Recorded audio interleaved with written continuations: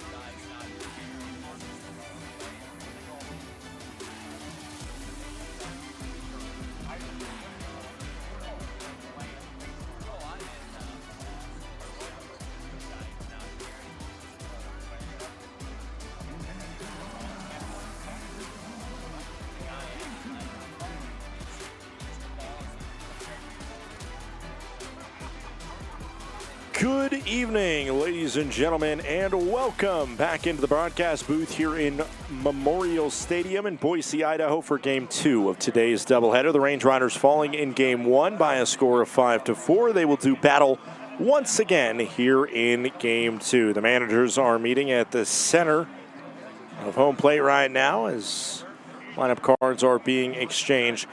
Glacier Range Riders, the heartbreaker, they led 3-0 for the majority of the contest before falling with some struggles in the bottom of the sixth inning of work. It is a 4-11 record right now for the Range Riders in this second half, slowly falling out of the second half playoff race.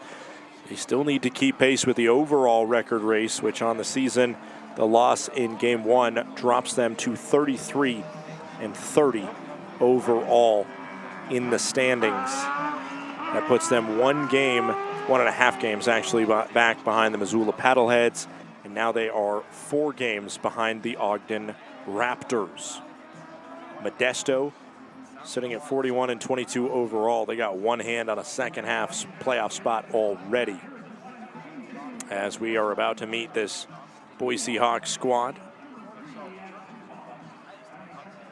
They are introducing the starting lineups right now. Another look around the scoreboard. I ended the last broadcast with it, but obviously it's been a little while. Enough time for me to go down to the ballpark and go down to the concourse in this ballpark and run into some Range Rider fans, a family that just moved to Boise from the greater Flathead Valley area. I believe one said they were born in Kalispell, the other said they were born in Whitefish in terms of the two parents down there. And both of the sons as well were repping Range Rider jerseys. And got to talk to them while I was waiting in line to get some mid-game ice cream to try and cool down. And they gave me a lot of ice cream. Shout out the Boise Hawks staff for that. We are ready to go as the starting pitcher for this Boise Hawks squad is Humberto Vela.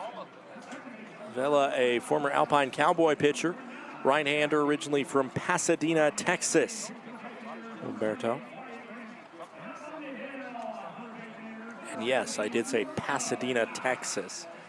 I don't know where that is, but I'm going to find out over the course of this broadcast. He went to the University of Mount St. Vincent, which is up in Riverdale, New York, a 4-year career there with Mount St. Vincent, a D3 school in the Skyline Conference. This year he has an 0-2 record, an 8.36 ERA. This is his 4th start. He has 14 total innings pitched. The Range Riders, it does not matter how much a starting pitcher has struggled against other batters, however, it has been tough sledding the past couple games. If you look at Game 1 of this doubleheader, you got Jack Cohn with an 8.5 ERA, and the Range Riders put 1 earned run against him in 6 innings. Yesterday, they had a pitcher with near a 9 ERA and could not score really at all versus him. Struggled tremendously. And so now Vela will be the 3rd straight Boise Hawks starter to try and shut this squad down, after it was Andrew Baker who struggled to do it. And honestly, I think he was doing okay until he got left out there too long and Persky left him to dry. A couple years in the Pecos League for the Boise Hawks starter, Humberto Vela. Again, originally from Pasadena, Texas. D3 dog, Vela.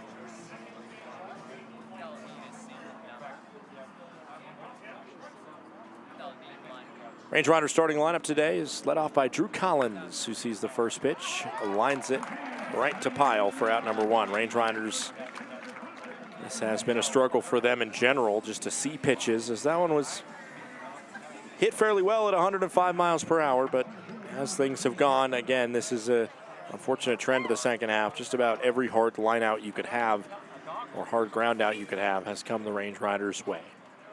First pitch coming of Game 2 here, 8:19 p.m. It is 99 degrees here. Still some smoke in the sky, but not enough to really make a huge difference. Called strike. Count goes to 0-1 on Jake Millen. He struck out with the tying run on third base to end the final, or the most recent game. The final inning of that game as this ball floats in there. A 70-mile-per-hour lofting pitch. It looks like slow pitch softball or something when he throws that one in there, just compared to what you're used to seeing. Range Riders, though, it seems like sometimes the lower the velo goes from a starter, the worse they do against him. 0-2, 1 out. Swing and a miss. Millen struck out on 3 pitches from Vela. This season in 14 innings pitched, that is just the 7th strikeout delivered by Vela. 2 outs, top of the first inning.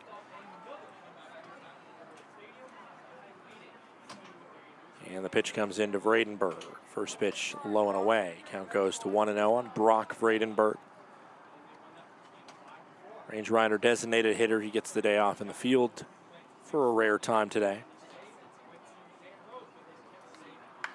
Hit down the left field line, moving over. Not going to be able to make the grab is the left fielder Neves. Rest of the Range Rider lineup today. After Collins, it's Millen and Vredenberg, who you just saw, and then it's Garner, Rover, Capps, Steelbeard, and Lutzo.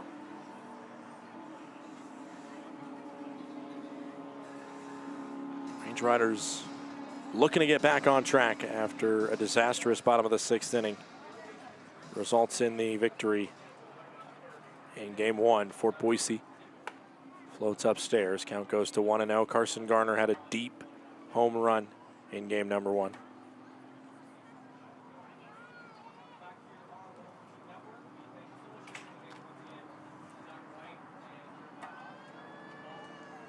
Swing and a miss. Count goes to 1-1.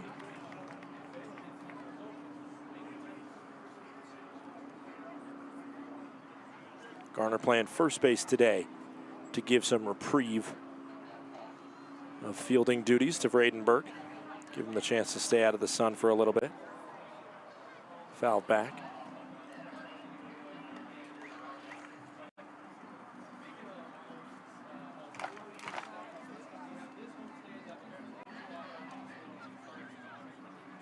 One ball, 2 strikes, 2 outs with the runner on first in Vredenberg. 7-inning game here. Just a reminder, as that one misses, and it is ball 2. 2 balls, 2 strikes, 2 outs. Different home plate umpire than we had in game 1, so don't expect such a wide strike zone, or maybe do. Who knows? Maybe I might eat my words.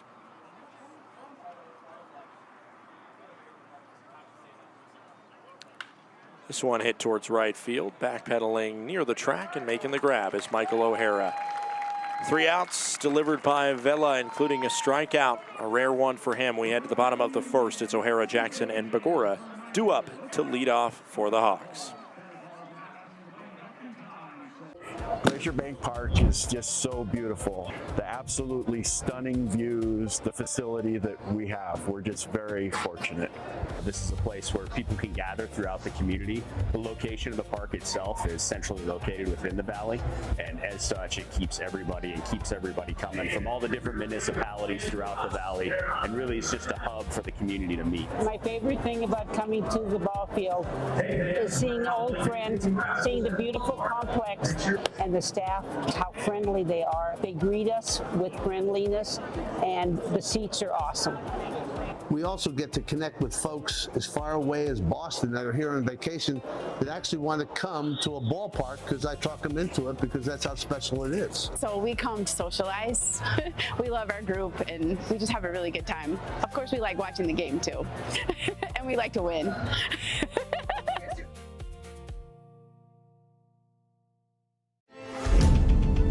Numbness and tingling in the hand can make you lose your grip. Hi, I'm Dr. Nate Fogel. I'm an orthopedic surgeon and hand specialist here at Logan Health. Repetitive actions can lead to a condition called carpal tunnel. Left untreated, these symptoms can interfere with your daily life. Our fellowship-trained hand surgeons offer patient-specific care to help you regain control. Here's to getting a grip on life.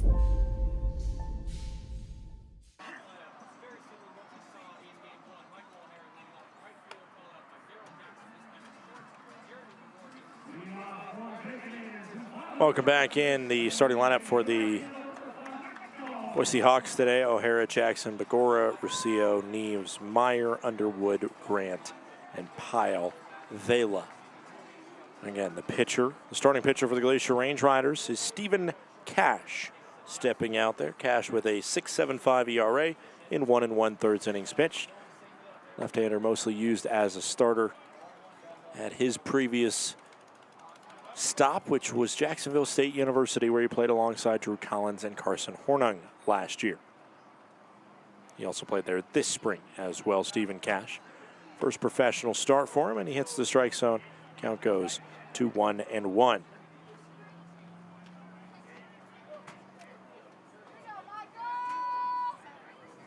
Michael O'Hara swings and misses at that one. Leadoff batter here. Cash played 2 years at Jacksonville State after playing 2 years at Louisiana Lafayette before that, where he would have been a rival of Cole Crescent, who played at Louisiana Monroe. 9-2 record this spring, a 3.01 ERA and 17 starts. Just got his feet wet with a relief appearance, but that is an uncomfortable spot for him. He allowed 1 earned run, but 3 runs in total in his 1 1/3 innings pitched.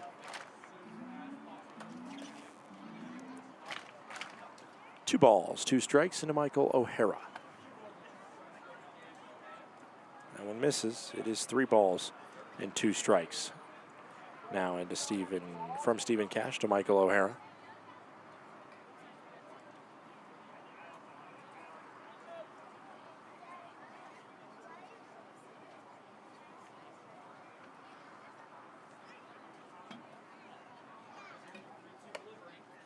Call the ball.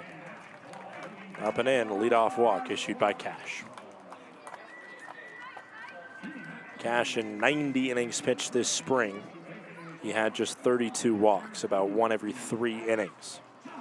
He also had 103 strikeouts, which is his biggest improvement from the prior year, where he had a solid stat line altogether, a 4.59 ERA and 16 starts, but in the same amount of innings, just about, he had 40 less strikeouts than he had this spring. He really improved his ability to strike guys out in 2026. Obviously looking to carry that here.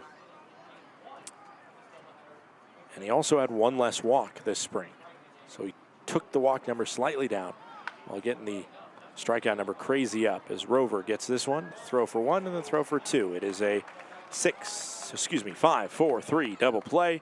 2 gone just like that. Rover to Beard to Garner for 2 outs. Well done to be able to eliminate any scoring threat that was maybe brewing after the leadoff walk.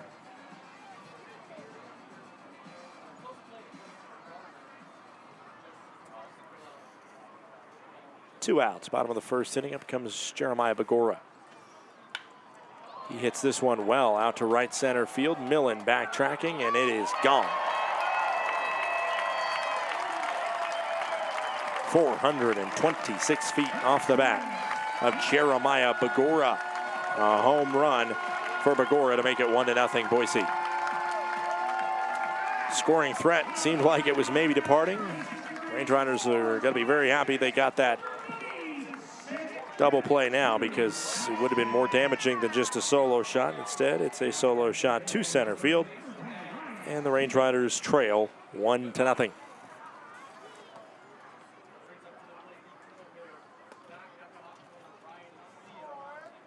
Ryan Rocio now stepping in and sees a ball to make the count 1-0. Game number 64 on this season. There's a called strike. Counts 1-1.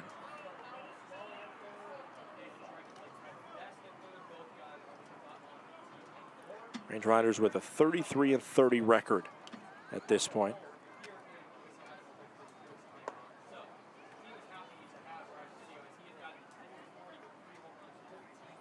There's a ball. It's 2-1.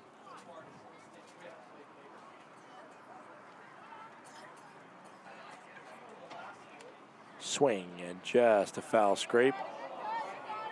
Lutzo took that in a bad spot. Oh my Nelly.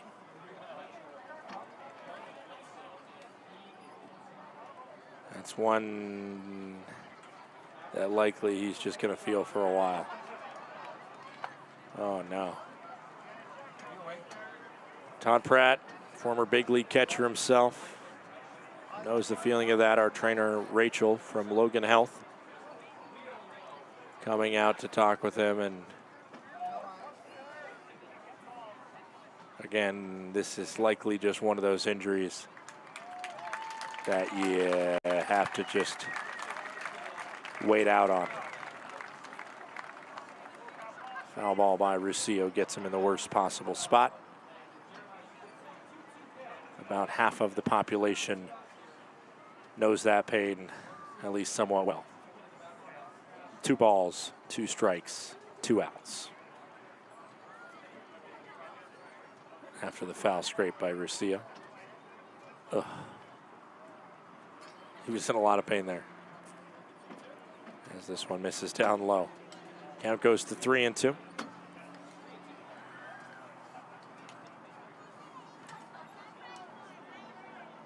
Three-two pitch from Stephen Cash into Ryan Russillo. Delivered as ball 4.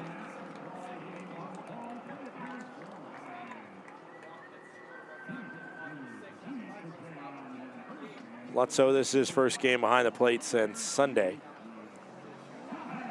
And the Range Riders took the finale against the Ogden Raptors. Avery Neves now stepping up to the plate to face off with Cash. First pitch in the zone, and the count goes to 0-1.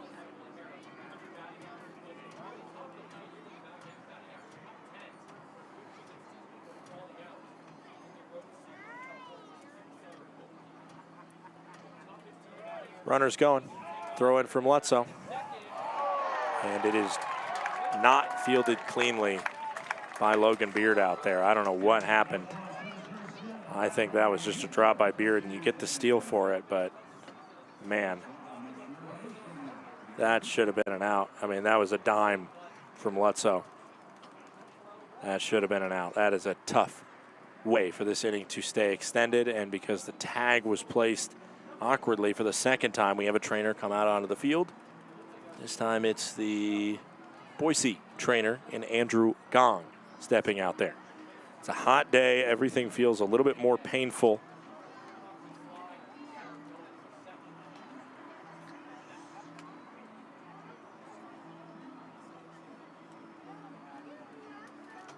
As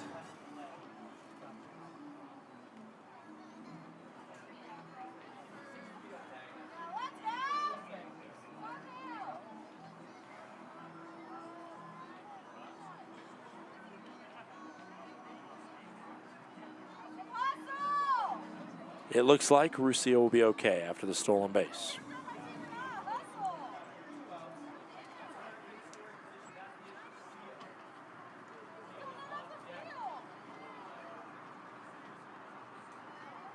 Swing and a miss. Count goes to 1-2.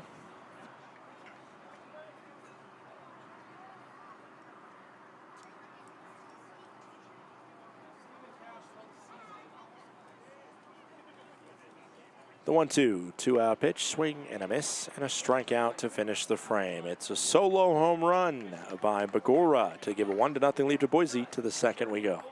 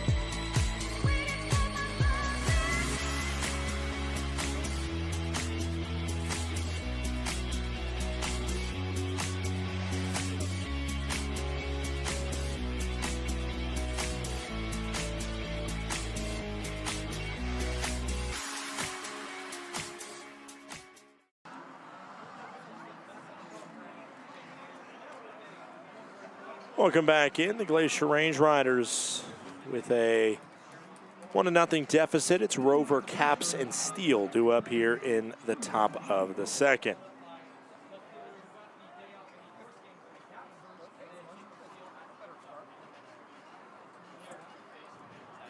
First pitch in to Tommy Rover.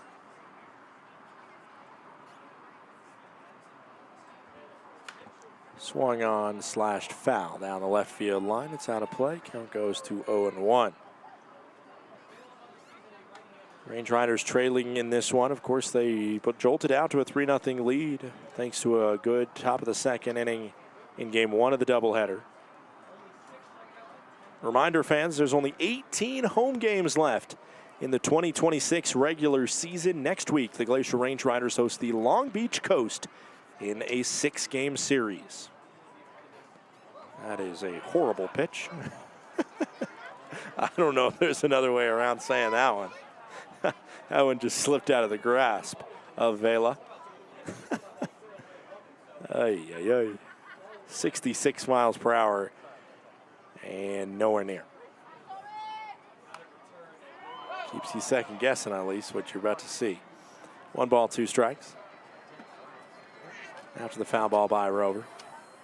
Range Riders Tuesday through Thursday, 6:35 p.m. First pitch at Glacier Bank Park. 7:05 on Friday and Saturday, including Star Wars night, as there's a swing and a miss. The Range Riders give the second strikeout of the day to Vela, again, who has 6 coming into the day. He's already amplified that by 33%. 1 out, top of the second inning. Brody Capps steps up.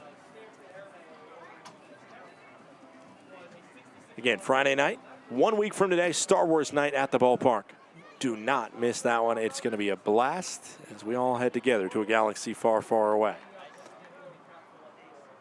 Sunday, of course, as always, is family day at the ballpark. One of 3 family days remaining. Range Riders will host the Boise Hawks for 6 later in August. And the final series at home on the year is a 6-game set with the travel team of the league, the Red Pocket Mobiles. Cap sends this one sky high to right center field. It looks like there's enough room to get under it, and there is. It's a deep fly out from Caps to gone in the top of the second.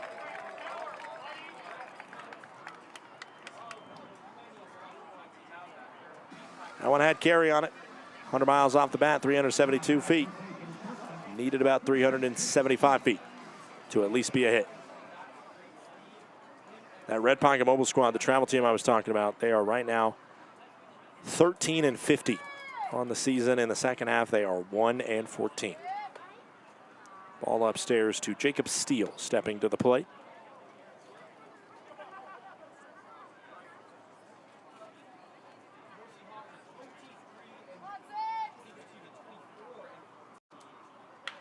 This one flared and just above the glove of the second baseman in Pyle.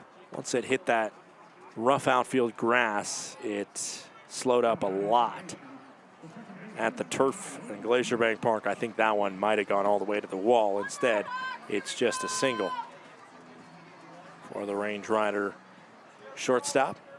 Steals aboard with 2 outs. Up steps Logan Beard. I feel like Logan Beard's had a good series against these Hawks. He's been a hard out, played solid enough second base.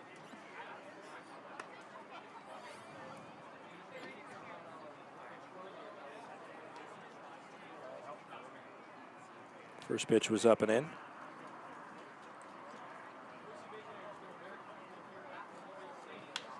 This one hit to left center field. Will it have enough on it? To the wall it goes, and it is gone.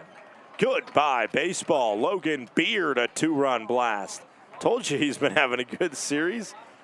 I appreciate it when he makes me feel smart by cracking a long home run over the left center field fence. 393 feet from Beard, and the Range Riders take the lead at 2-1.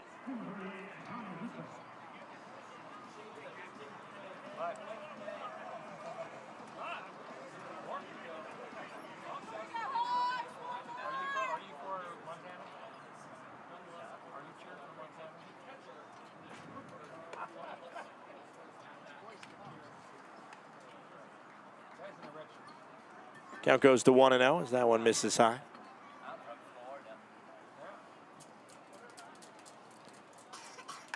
This one popped up by Lutzo. And the first baseman will be under it for out number 3. It's a home run by Logan Beard. Beards with another home run. That is his 7th of the season. The Range Riders take the lead 2-1 as we head to the bottom of the second.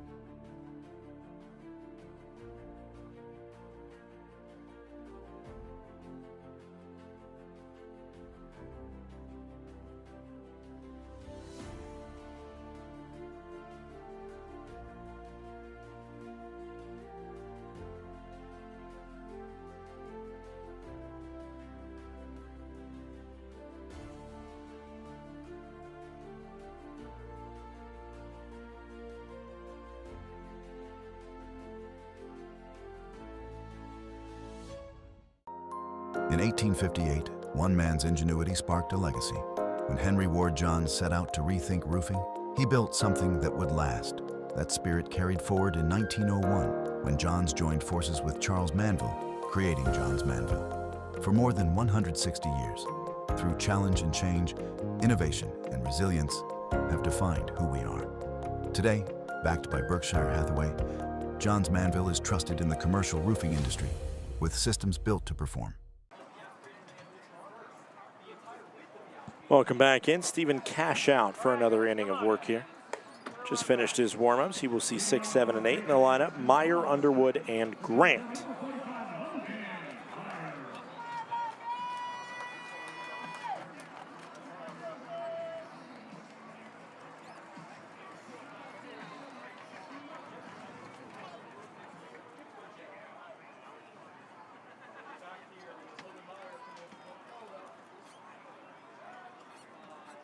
First pitch misses into Logan Meyer, and the count goes to 1-0. Range Riders, due to the fact that Boise is wearing their specialty Wendy's partnership jerseys, the Baconator jerseys that are red on this Friday, and obviously sponsorship fulfillment and a big part of that. Range Riders not wearing their red jerseys to have the red on red battle. This is the first time the Ranger Riders this season have not worn red on Friday. 2 balls, 1 strike, nobody out. Bottom of the second inning, Range Riders leading 2-1. Range Riders in their road grays, gray tops, gray bottoms. They are 9-13 in these jerseys this year. Swing and a miss. Count goes to 2-2 on Logan Meyer. Their most successful jersey this season is the purple jersey. Range Riders are 3-0 in purple this season. Undefeated in the homage to Huck Elberry. 2-2, swing and a miss. Cash punches out Meyer.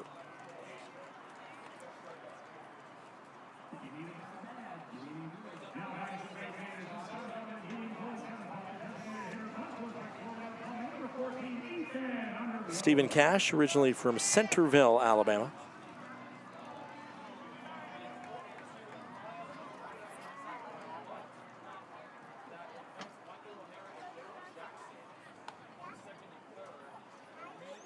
Count goes to 1-0. Of course, not the only Alabama representative on the roster. It's one of the most popular states on this Range Rider roster, on this team. There's 3 kids from Alabama. Julian Sauger, who's on the IL right now. He's from Trussville, Alabama. And Brody Capps from Phoenix City, Alabama. This one hit over and fair, right between Rover and Steele. Just slashed into the 56 hole for a base knock.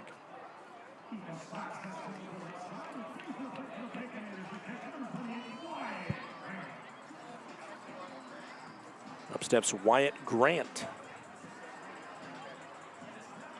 Centerville, Alabama, aptly named for being right in the center of the state. This one hit just foul the other way. South of Birmingham. If you were to drive from Centerville to Phoenix City, which is where Brody Capps is from, it would take about 2.5 hours. This one low of the zone. Throw goes into center field. And that was a stolen base and an E2. Underwood gets second, and Lutzo just way off at that throw.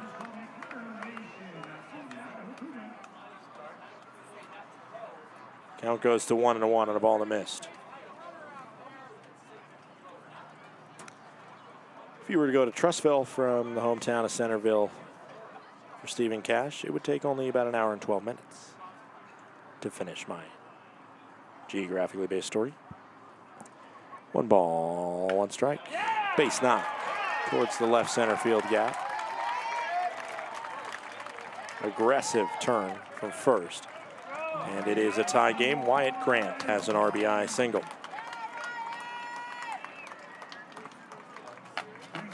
Two ball, or excuse me, 2-2 the score now.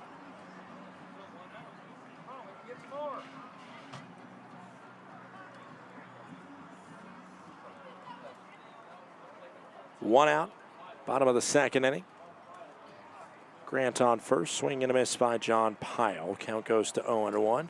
Pyle playing second base in this game, the utility player from San Diego, California. Was previously played in the, as this one out towards right field. Will not have enough on it. Drew Collins makes the ground, 2 gone. Most previously played in the Salem Bubble League over there.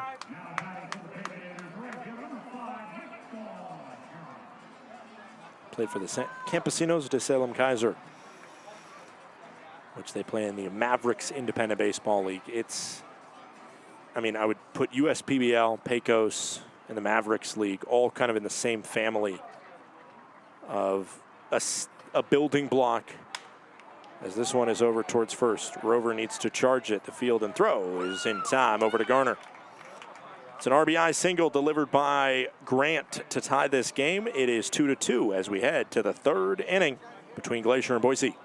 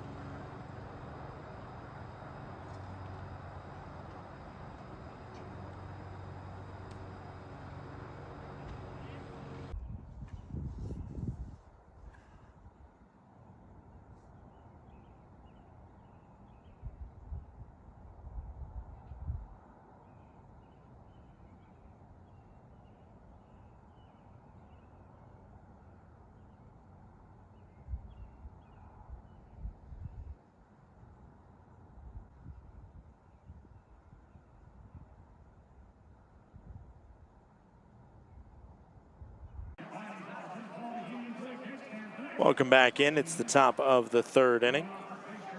Glacier Range Riders with a 2-2 scoreline.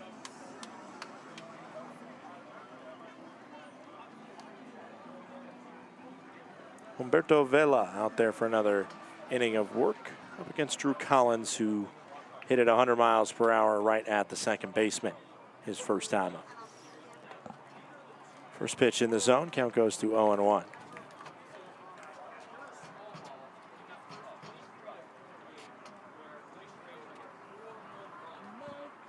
The 0-1 floats up and away, 1 ball, 1 strike.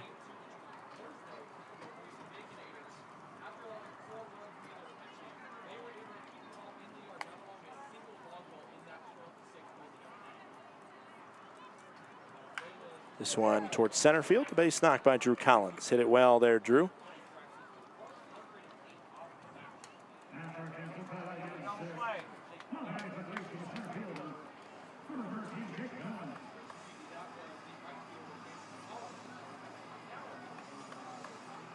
Single by Drew.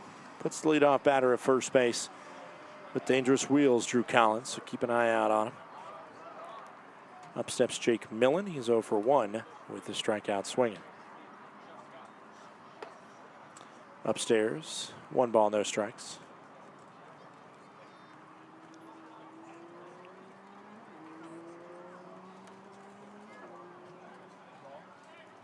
Pick off over to first by Vela.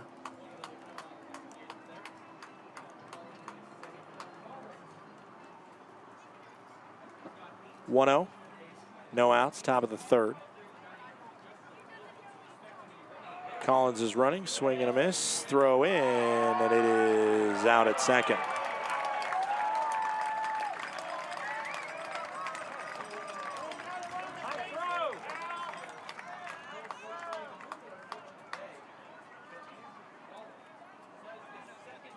One ball, 1 strike, 1 out, top of the third inning. Take a look back. See, it was a great throw there by Grant to be able to get the out, and this one's fouled back, and the count goes to 1-2.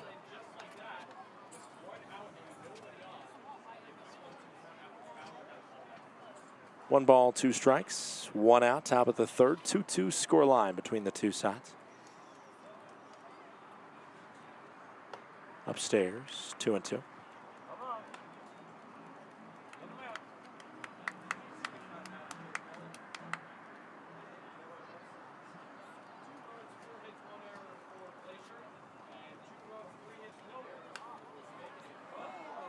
This one fouled off.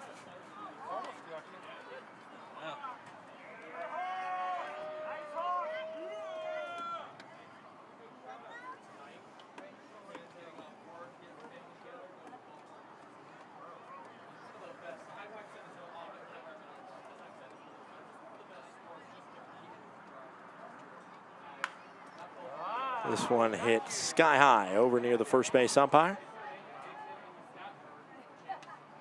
There was a little sketchiness there from Begora, who was under it the whole time. Pyle ran a little rope-a-dope around him, but in the end it was caught by Begora for a foul out number 2.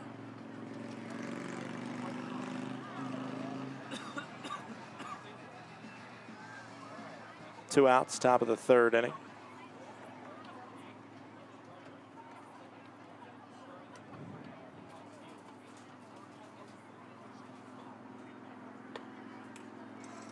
Count goes to 1-0.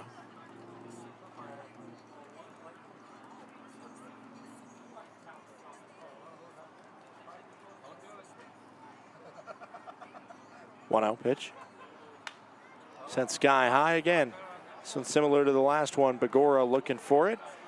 And in the end, the right fielder makes the catch, tumbling over the bullpen bump there. It's O'Hara to get the foul out for out number 3. We head to the bottom of the third inning. Range Riders 2, Boise 2.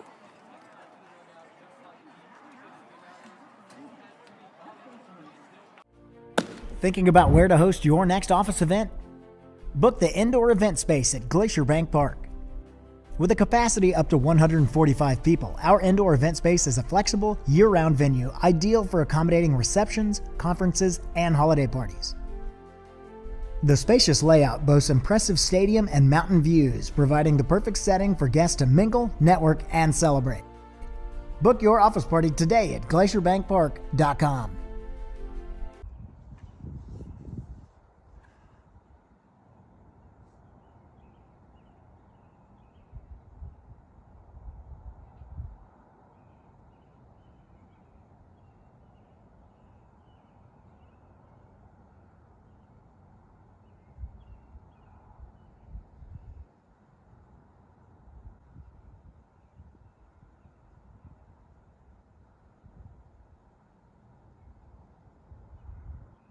Innovation has always been at the core of Johns Manville. From advanced testing labs to real-world job sites, we rethink what roofing can deliver. Through science, precision engineering, and decades of real-world experience, we engineer commercial roofing systems that deliver lasting performance. At Johns Manville, innovation means listening, learning, and building solutions that meet today's needs while preparing for what's next. This is progress with purpose. Welcome back. It is the bottom of the third inning. Stephen Cash back out to pitch. It's a 1-1 score line here. Bottom of the third inning.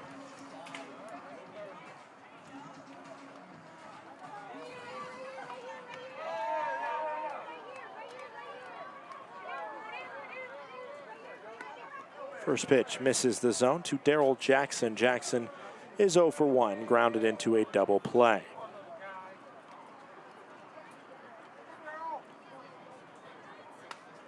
That one in the zone, catches the inner part of the plate. Count goes to 1-1.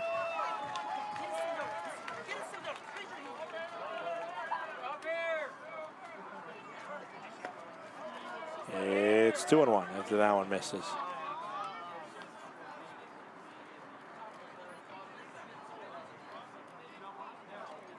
Again, 7-inning game here, so this is the equivalent of the bottom of the 6th inning.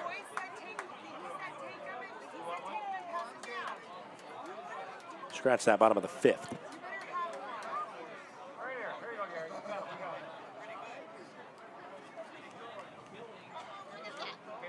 Two-two count after the foul ball into Jackson. Upstairs and away. Count goes to 3-2.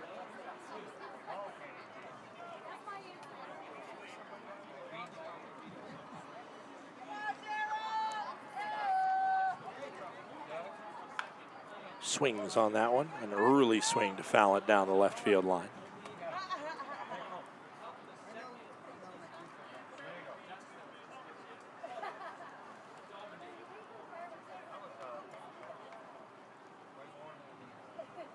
The 3-2 no out pitch.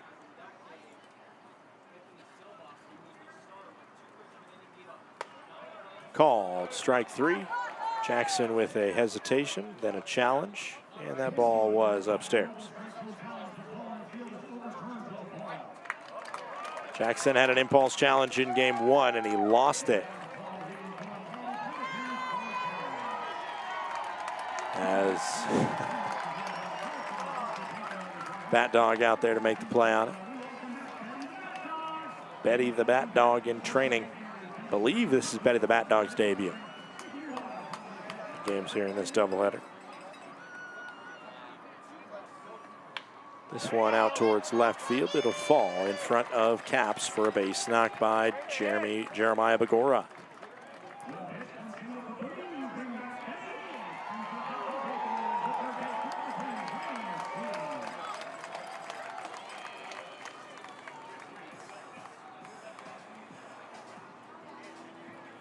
Two balls, two strikes.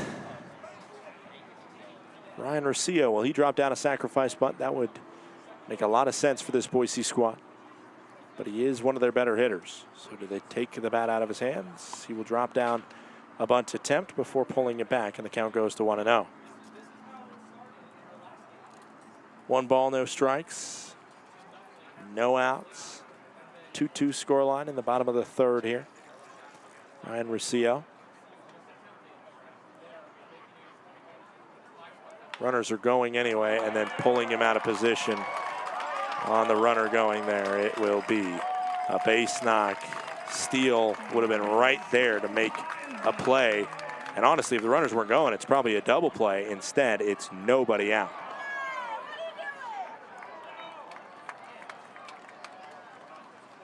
Brutal go of it for the Range Riders as Ruscio gets an RBI single.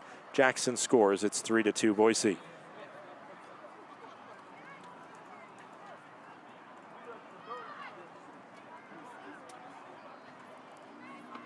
Conversation between Ratfield and Cash right now. Nobody out. Bottom of the third inning. Boise leads 3-2.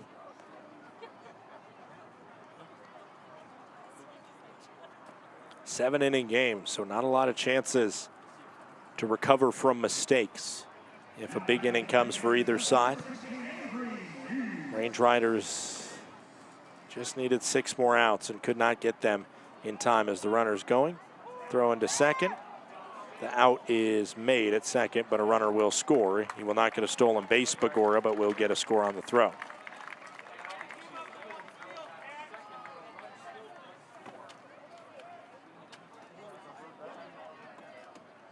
Range Riders there are just picking their poison, saying we'll allow the run, which was probably likely to score.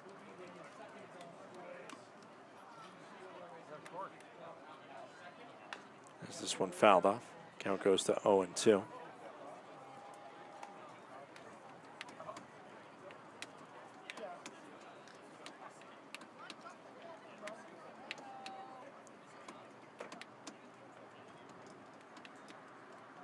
Two downstairs. 1 ball, 2 strikes. 1 out. Bottom of the third.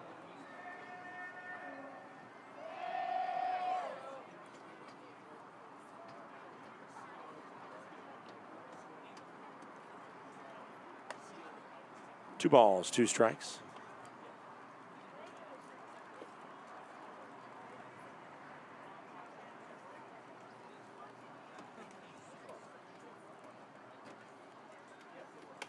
Three and 2 as that one misses. First run that scored was the result of a leadoff walk. Second one was because of the Bagora single. And Ruscio got caught stealing. 3 balls, 2 strikes, 1 out. And this one flared foul towards the Range Rider dugout. Hopefully everybody's okay. Yes, I think that got somebody there, but I think they did see a little bit that it was coming. So hopefully it was not a major piece out of anybody that was caught. Jackson Murphy, Range Riders' first base coach, got caught with a hard foul ball. There's a called strike 3 and a punch out on the outside. Cut, 2 gone. Cash mows down Neves.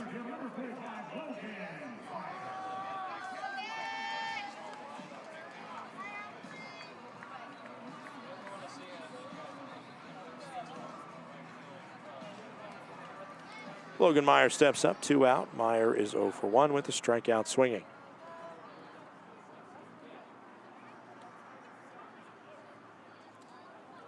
First pitch hit over the third. Rover just couldn't grab it.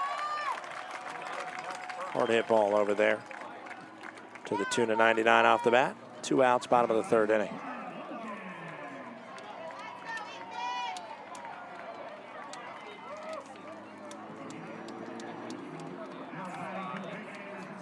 Two outs, bottom of the third. Ethan Underwood is at the plate. Underwood singled through the left side of the infield.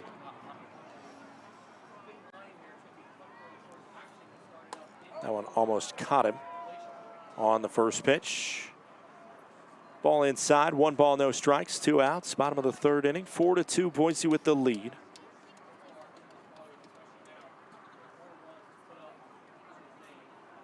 Swing and a scrape. 1-1.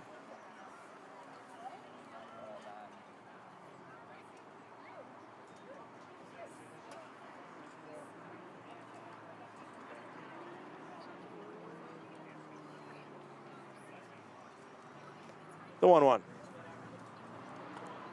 Downstairs, 2 balls and 1 strike.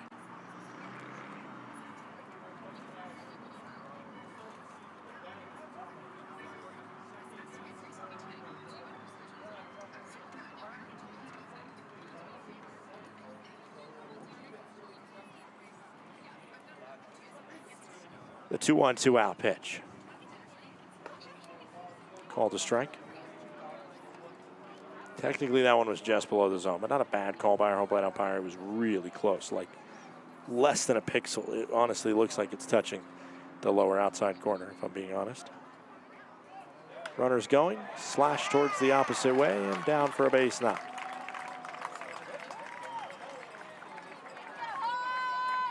Two outs, bottom of the third inning, and I believe Todd Pratt will take out Stephen Cash at this point. Just too many hits being strung together by these Boise players. Call to the pen being made by Todd Pratt. And Cash's day will come to a close. We'll take a quick break for the pitching change. It's a 7-inning game, so we got plenty of breaks in the barrel. We will take a commercial break as a new pitcher comes into the contest, bottom of the third. 2 outs, runners on first and second. 4-2, Boise leads.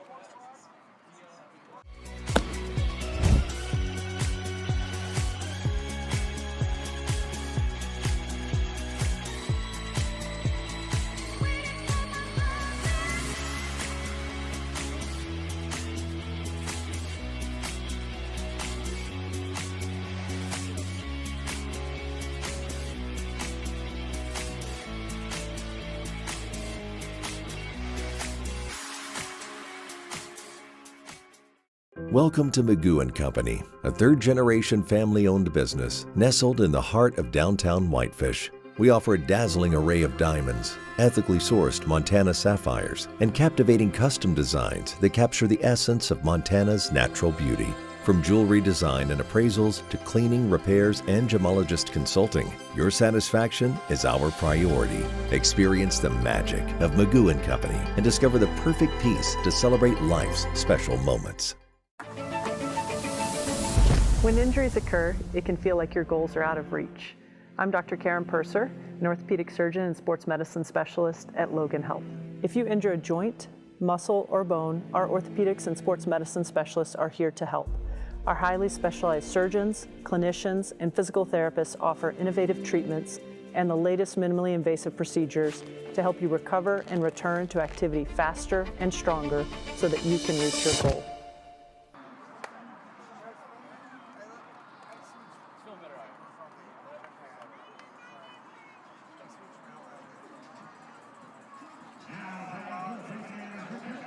Welcome back. It's Ricky Tibbett, the new pitcher on the mound for the Glacier Range Riders. Tibbett was the winning pitcher in the contest against the Boise Ox on Tuesday. He pitched a couple strong innings for Glacier. Now Tibbett takes over for Cash with 2 on and 2 outs. First pitch just high of the zone. Count goes to 1-0.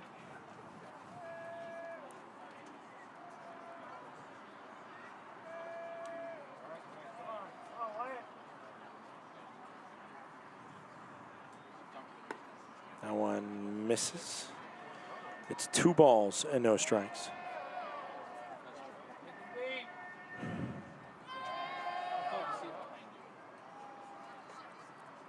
The 2-0.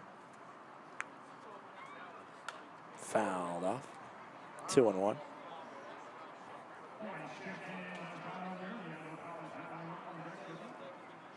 Two balls, 1 strike, 2 outs, bottom of the third inning.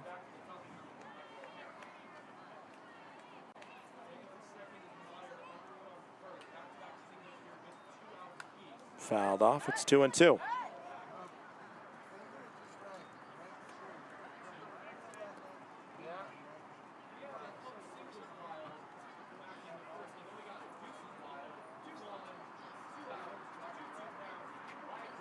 The 2-2, 2-out pitch. Runners are going, and they both get the stolen base as Meyer and Underwood both get safely into the next bag. 3 balls, 2 strikes, 2 outs. Runners on second and third now for Wyatt Grant with a 1-1 count.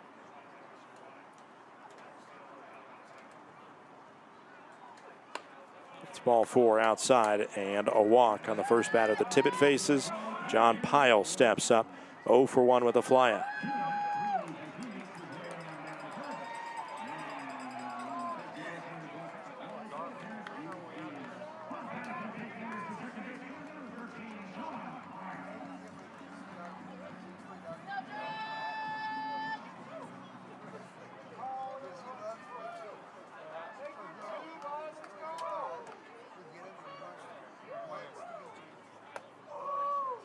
Called strike into pile. Count goes to 0-1.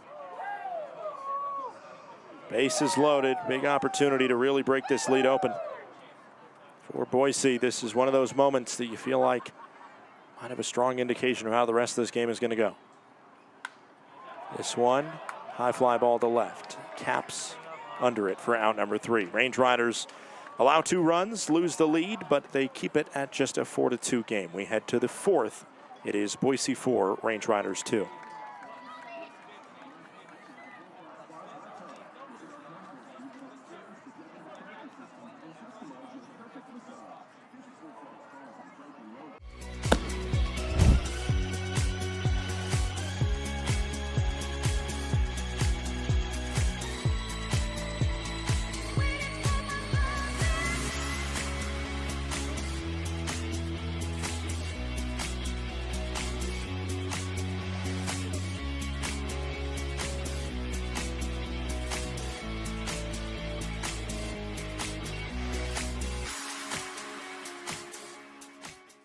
Welcome to Magoo & Company, a third-generation family-owned business nestled in the heart of downtown Whitefish. We offer a dazzling array of diamonds, ethically sourced Montana sapphires, and captivating custom designs that capture the essence of Montana's natural beauty. From jewelry design and appraisals to cleaning, repairs, and gemologist consulting, your satisfaction is our priority. Experience the magic of Magoo & Company and discover the perfect piece to celebrate life's special moments. When injuries occur, it can feel like your goals are out of reach. I'm Dr. Karen Purser, an orthopedic surgeon and sports medicine specialist at Logan Health. If you injure a joint, muscle, or bone, our orthopedics and sports medicine specialists are here to help. Our highly specialized surgeons, clinicians, and physical therapists offer innovative treatments and the latest minimally invasive procedures to help you recover and return to activity faster and stronger so that you can reach your goal. Welcome in, Glacier Range Riders with a 4-2 deficit right now. It's Garner due up here, followed up by Rover and Caps here in the top of the 4th. Range Riders with 2 in the top of the 2nd inning off the Beard home run.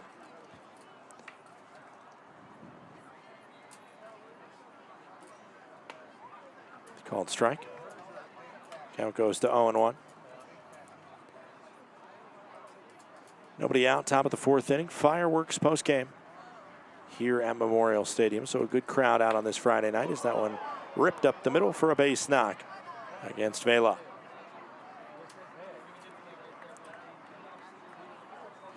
Leadoff single at 105 miles per hour for the Range Rider first baseman here in Game 2.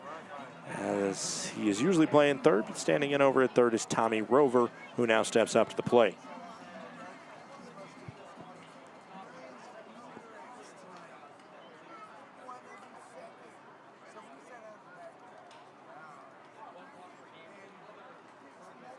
First pitch floats upstairs. The count goes to 1-0.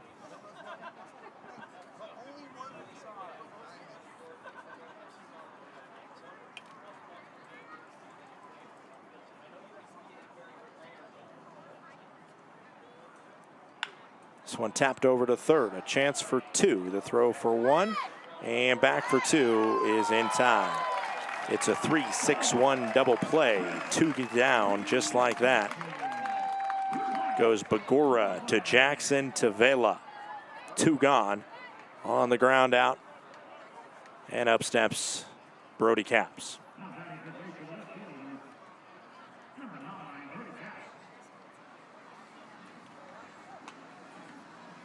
Caps 0 for 1. He has himself a fly out to right field. Ball low and away. Count goes to 1-0.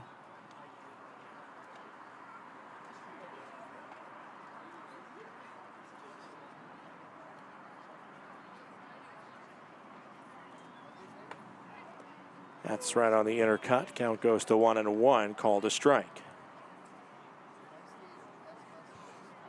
The 1-1, 2-out pitch, top of the 4th inning.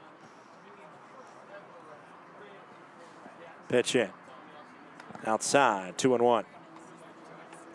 Brody Capps playing left field. Got a start in each of the first 2 games of this series. First on Tuesday night was a big part of the victory. He had 2 doubles last night in the Range Riders' 12-6 loss.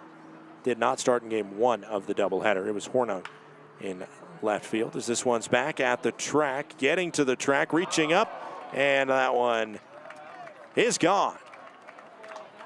Brody Capps, his first professional home run. Goodbye, baseball. Capps officially in the pro home run column. Congratulations over the right field fence to make it 4-3.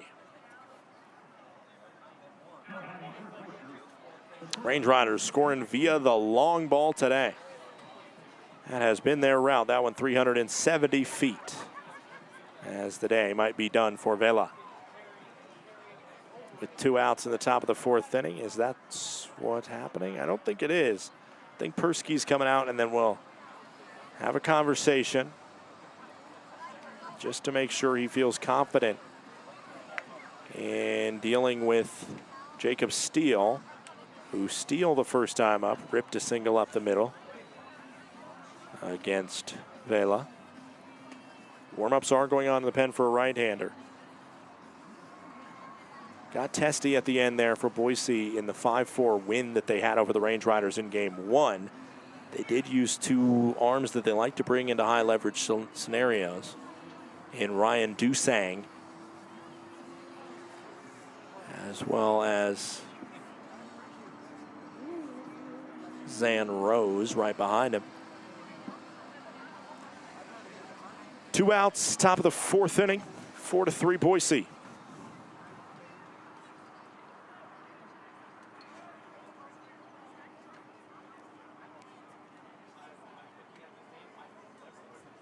Upstairs on the pitch into Steele. Count goes to 1-0. Logan Beard waits on deck. You got to think if there's a situation where he comes to the plate with a runner on, that it will be the end of the day for Vela. 2 balls, no strikes, 2 outs. Ball upstairs, 3-0.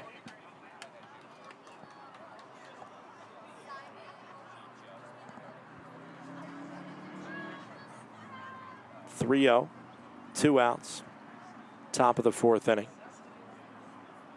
And it's ball 4, and you got to think this might be the end of the day right now, especially with Beard hitting a home run the last time off Vela. That was a very uncompetitive at-bat. Looking down to the Boise dugout, however, and right now, Sean Persky is staying put.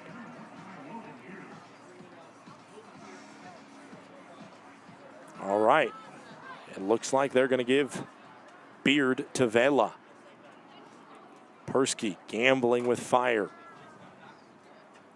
First pitch over the plate. Called a strike. Count goes to 0-1.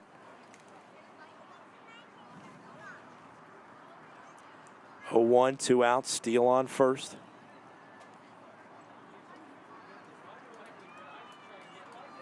Up and in. 1 ball, 1 strike to Logan Beard.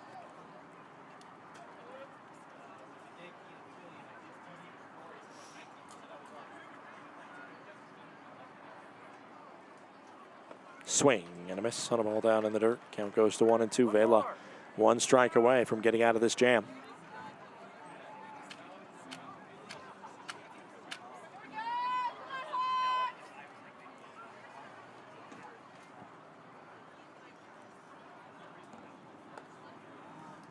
Two and two. That one misses.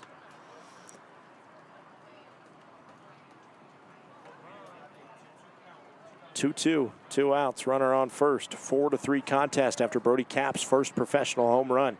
Cut the deficit in half.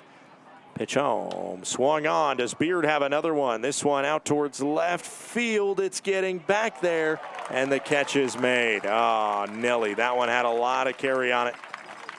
350 feet, just short of getting over the fence. It's 4-3, Boise with the lead, but Capps has his first pro home run.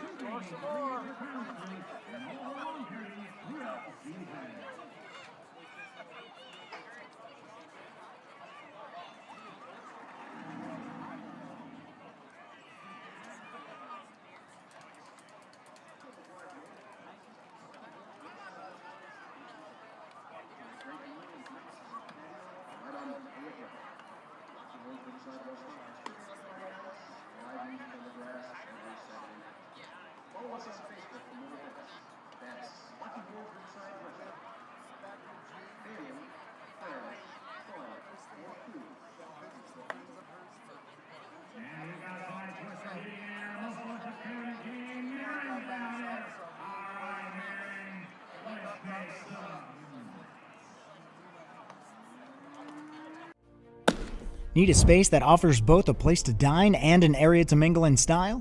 Book the Hideaway and Corner Suite at Glacier Bank Park. You and up to 50 guests will enjoy full catering services in the Hideaway, and incredible mountain views and comfortable furnishings in the luxury Corner Suite. This versatile combination offers a space to dine and a place to relax, creating the perfect arrangement for guests looking to mingle, network, and celebrate.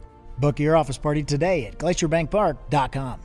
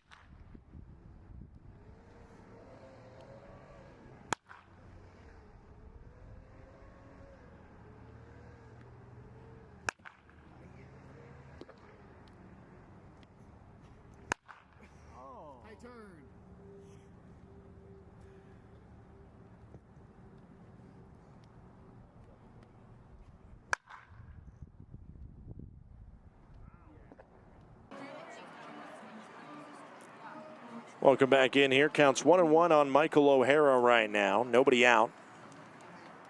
Bottom of the fourth inning. O'Hara leads off the frame, followed by Jackson and Begora. That one called a strike. Count goes to 1-2 on the right fielder for Boise. Range Riders coming close to doing damage in the last inning. Instead, it was another very deep flyout that was just short of the second home run of the game for Beard. Ball outside. It's 2-2. Tibbet also allowed it to get close in the last half inning. He walked the bases loaded with the first batter he faced, but then got out of it with the flyout for Pyle. This one sky high to right. Drew Collins over there makes the grab, and there is one out. Darrell Jackson steps in, ground into a double play, and he has a walk. Final line for Cash, by the way, as his book is officially closed. 2 2/3 innings pitched, 7 hits, 4 runs, 3 of them earned, and 3 strikeouts to 3 walks.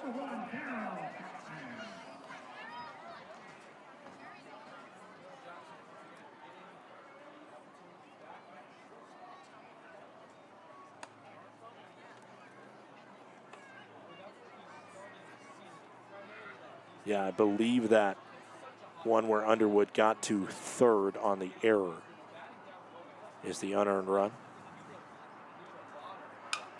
This one out towards right field. Going to be in kind of an awkward spot. The catch is made overhand. Over his shoulder, I should say, by Carson Garner. A pop up for out number 2. Broken bat as part of that lumber ended up near the Range Rider pitcher, Ricky Tibbet. Yikes. That is a deadly implement. 2 outs. Up steps Jeremy Begora, who was 2 for 2. A couple hard hit balls against the Range Rider starter in Cash. Now he will see Ricky Tibbet fire the first pitch right on the inner cut. And the count goes to 0-1.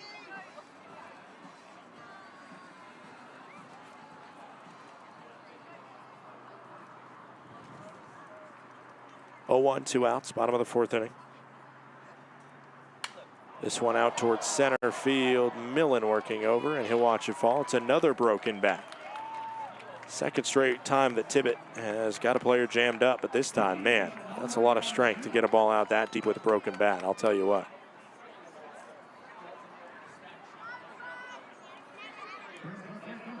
Game 76 off the bat with a broken bat out there, and you see the just kind of exasperated look on the face of Tibbet when you get something like that, where you're like, man, I got him perfectly right where I want him. He swung it at the bad part of the bat. But sometimes baseball gets you like that.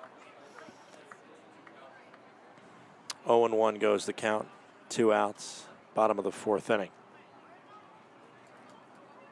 Ryan Rosillo, the man at the plate now. That's called a strike as well. It's 0-2 on Rosillo. 0-2, 2 outs, bottom of the 4th inning. Runner on first base in Begora, who's 3 for 3 now on the day.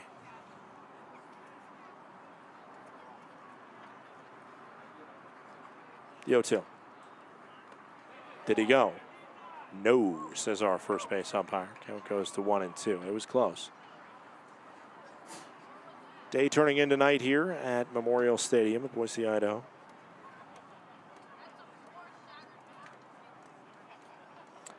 The 1-2, 2-out pitch.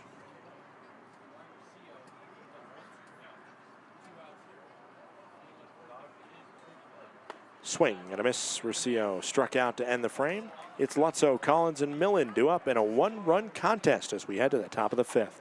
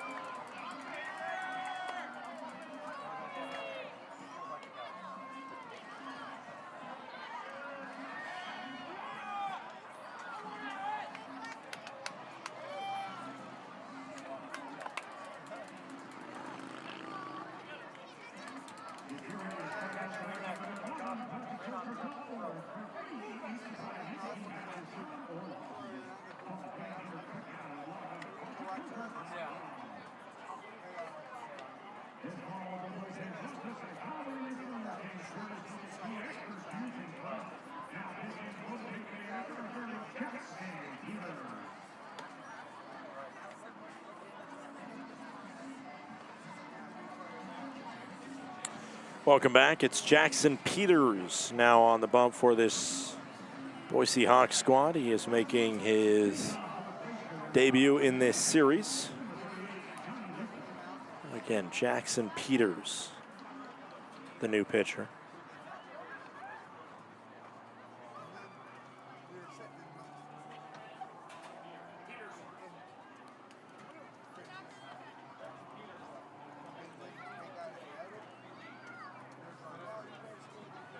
First pitch in from a funky sidewind delivery, misses outside to Johnny Lutzo, who's up at the plate. He has a pop out over to first, his first time up. Jackson Peters played at New Mexico Military Institute as well as St. Edward's University and also at George Mason University. This is his 9th appearance for Boise, and he has a 17.65 ERA in 8 appearances thus far. 10 strikeouts in 8 2/3 innings. Clearly that funky angle can get him some Ks, but he also has wild control. He has so far walked about 2 players per inning of work. This spring at George Mason had an 11.17 ERA. That makes the count 3-1.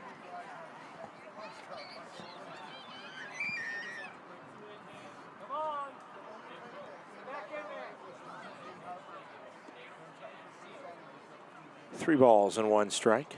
Peters tries to key in on the strike zone.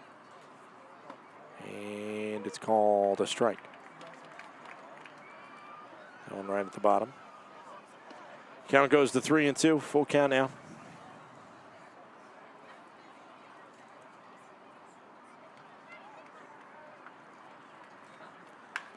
This one out towards right field. Backing up is O'Hara, and the catch is made. Range Riders right now trying to see if they can take advantage of a pitcher who has been really struggling in limited time. And Persky obviously knows the confidence boost it would be right now for Peters to be able to get back on track in a high leverage moment. It's a 1-run game in the top of the 5th inning of a 7-inning game.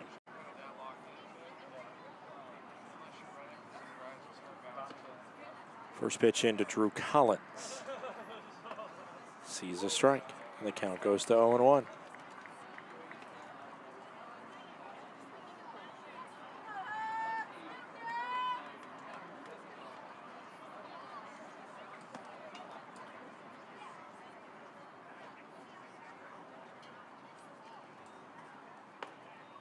Called strike, it's 0-2.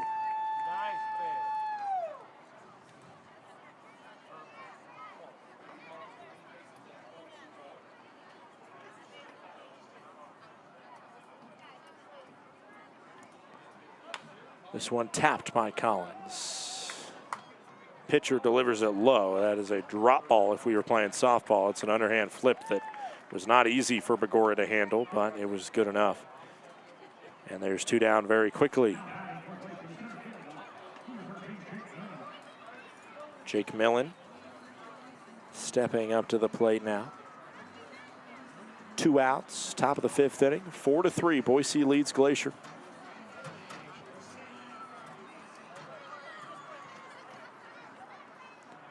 Millen 0 for 2 today.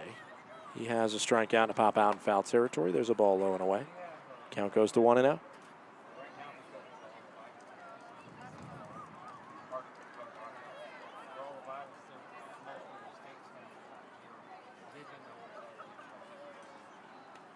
Swing and a foul scrape. Count goes to 1-1.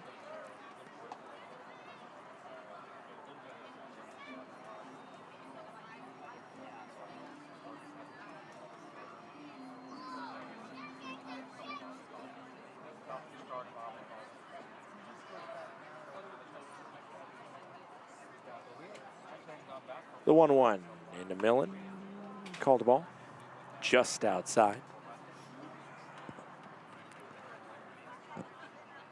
2 balls and 1 strike. My internet just cut on me. So there's a swing and a miss, a cut on a miss. And the count is now 2 balls, 2 strikes.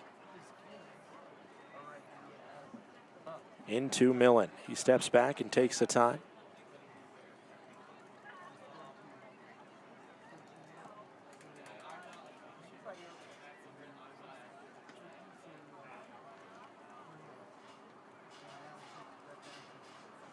The 2-2 pitch misses. Nowhere near. Count goes full. 3 balls and 2 strikes and 2 outs for Jake Millen. Millen, team leader with 10 home runs on the season. Boy, would this be a time to find another for Jake. And instead, it'll find his body a hit by pitch on 3-2. That one at 82, missed way inside. Jackson Peters, 6'5", 260 pounds from 230 pounds, excuse me, from Plano, Texas. Like I mentioned, played this spring with George Mason University. Had an 11.71 ERA in less than 10 innings pitched for George Mason. First pitch into Brock Vredenberg, misses way inside, and it will get by the catcher for a wild pitch. And you're seeing the control that has plagued Jackson Peters thus far this year. Also played for St. Edwards, the Hilltoppers. That was in 2024, Division II ball there, an 11.57 ERA for Peters. Summer of 2023, he played for the Bend Elks in the West Coast League and had an 8.31 ERA. Clearly, there has been a time, probably at New Mexico Military Institute, where he showed flashes of success. But if you take a look at a all levels ERA of 11.39, then that is not exactly the most confident stat line.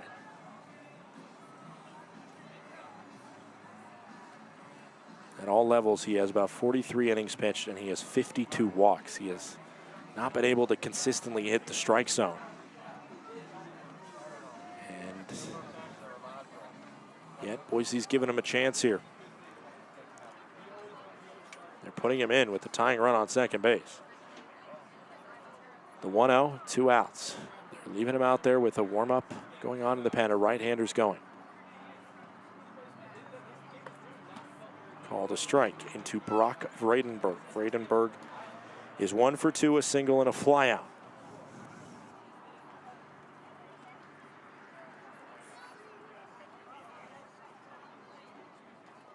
One ball, one strike into Vredenberg. This one tapped, high chopper towards second, charging it, making the play. Oh my goodness, he dropped it and he got into center. Oh no, a catastrophic error by Pyle, who had a routine play, but he was thinking about the flip to first. He gives the Range Riders the tying run. An absolute catastrophe from Pyle. Millen gets the green light. He goes all the way home as it got just into shallow right field and stood there. Underwood, his struggles on second base in game 1 of this series on Tuesday night didn't give the win to Glacier. Certainly there was a lot more going well for Glacier, but his struggles were notable. The 1-0. Outside. It should have, however, been the end of the inning.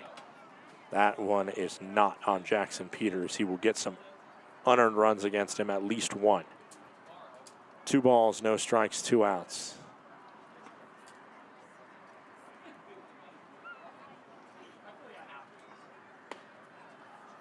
Called strike into Carson Garner. Garner's 1 for 2 as a single up the middle his last time up.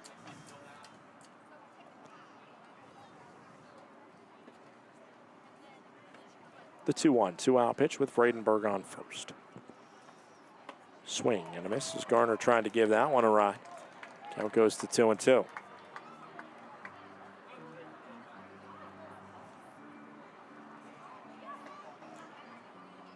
Two balls, 2 strikes, 2 outs, top of the 5th inning. Slashed foul into the back netting. We'll do it again.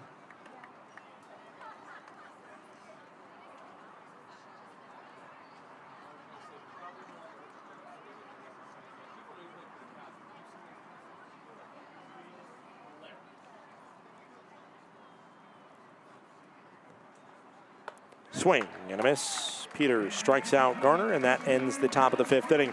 Range Riders get 1 run on 0 hits and 1 error. It's Neves, Meyer, and Underwood due up to see Jacob Hasty in the bottom of the 5th.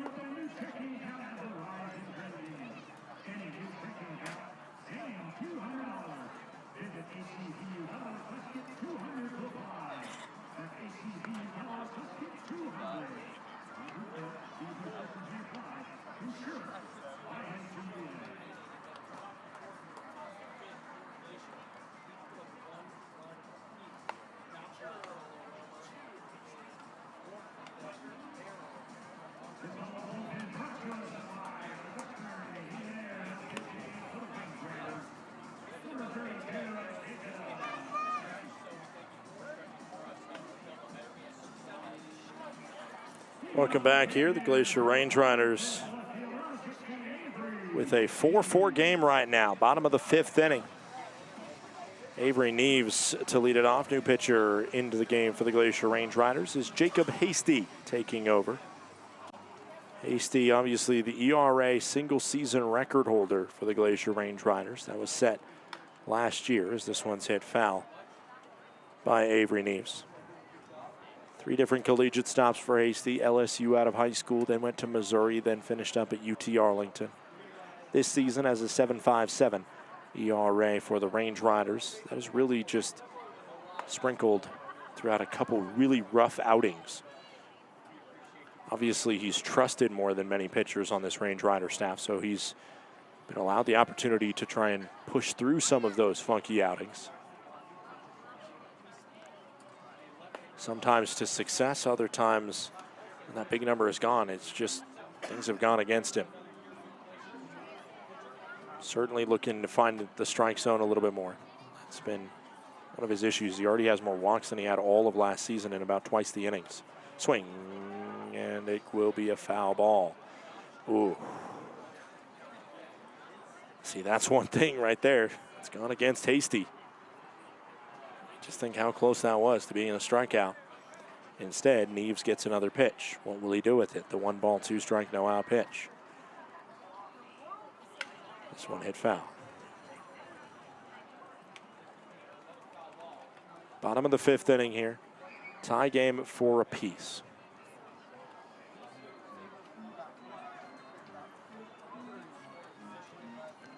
One ball, 2 strikes, nobody out in the bottom of the 5th inning.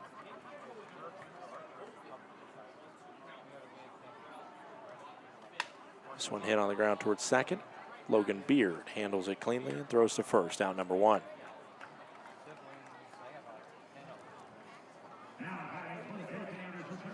defensive situation, I mean, Quevedo really struggles with the bat, but you gotta think that at some point, the reason why he's played the first 3 games of this series, and this is his only game off, is because having Quevedo at short and Jackson at second for the Boise Hawks is just way better of a trade-off, because that was a crucial E4 that led to the tying run getting across. First pitch into Logan Meyer, who's 1 for 2 with a single into left field.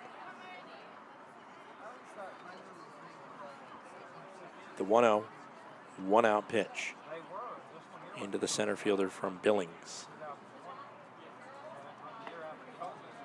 Downstairs, 2-0.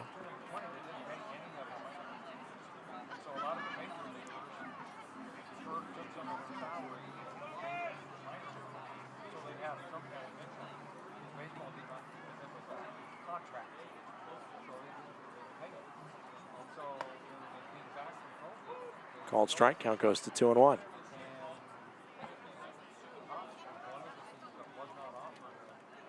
Hasty, originally from Keller, Texas, greater Dallas area. The 2-1, 1-out pitch.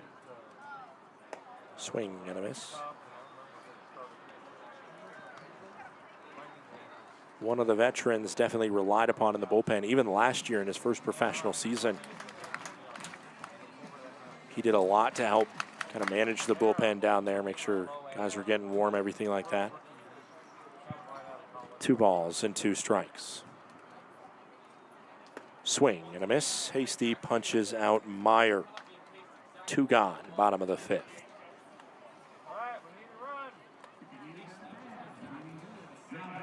And now up steps Ethan Underwood with 2 singles. They were pretty much carbon copies of each other, both into left field. One was a ground ball, however, one was a fly ball.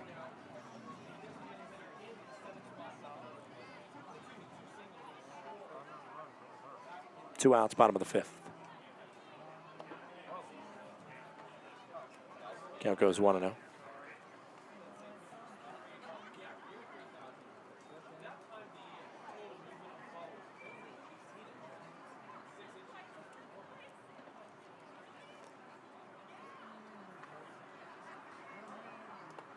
Two balls and no strikes as that one's in the dirt. Skips in there at 89 miles per hour on the toss from Hasty. 2-0, 2-out pitch, bottom of the 5th.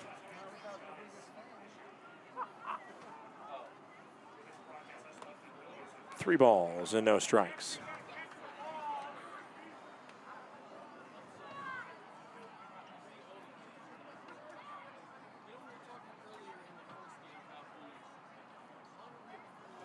The 3-0 pitch coming into Ethan Underwood.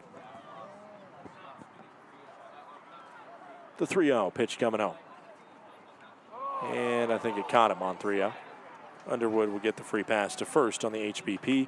It would have been ball 4 anyway. This Boise Hawks squad can certainly start a 2-out rally, and that one's a frustrating one to see because lefties are so struggling against Jacob Hasty. He rarely allows a hit to a left-handed batter. And so you really want to see him offer them in the zone to a lefty, and now he's up against a righty who've had more success, although batters in general have not seen a ton of success him against Hasty. Runners going, no throw coming.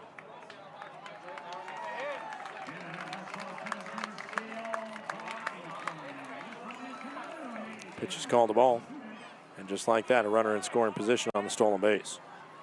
4-4 scoreline, that's the go-ahead run for Boise. Down in the dirt, it's 6 straight balls thrown by Jacob Hasty after he dealt with the first 2 batters very easily. A ground out and a strikeout. And a 4-pitch walk / hit by pitch. It ended up with a hit by pitch, but it would have been ball 4 again. And now 2 balls and a stolen base. Swing and a miss. It would have been ball 3 had Wyatt Grant held off on it. But it's great movement on the pitch from Hasty. Glance back at second now from Hasty. High leg kick, and he zips it into the zone. It's 2-2. 2 balls, 2 strikes, 2 outs. Bottom of the 5th inning. Scoreline is 4-4.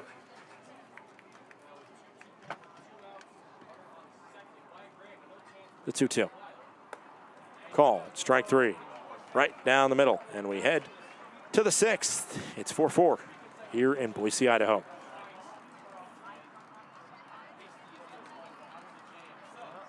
Welcome to Magoo & Company, a third-generation family-owned business nestled in the heart of downtown Whitefish. We offer a dazzling array of diamonds, ethically sourced Montana sapphires, and captivating custom designs that capture the essence of Montana's natural beauty.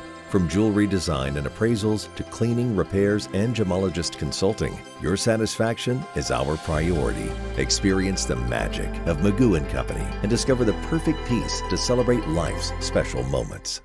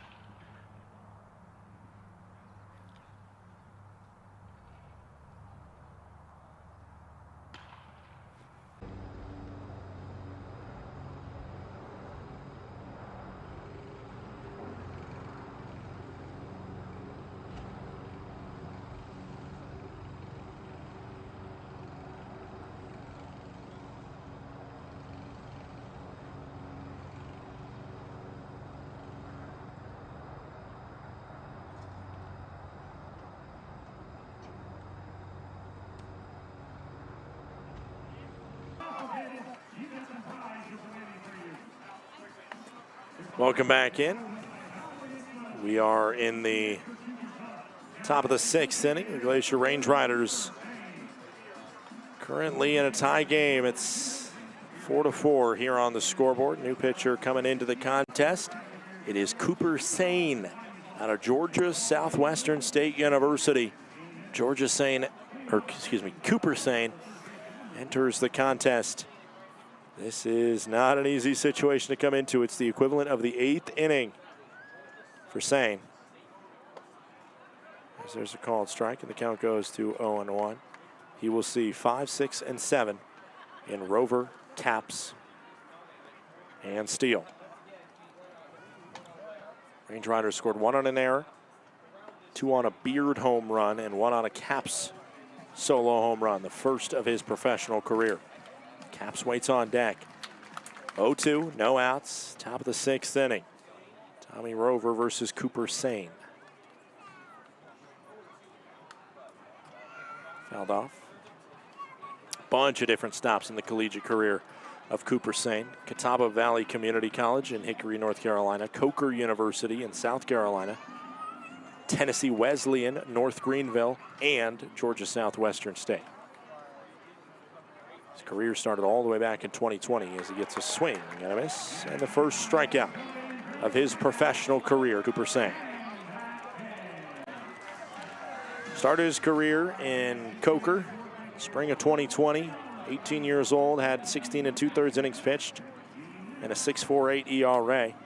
Then he went to North Greenville after a year at Catawba Community College. Catawba Valley, excuse me. North Greenville had 8 innings pitched there and a 3.38 ERA. Then transferred to Tennessee Wesleyan at a 7.59 ERA.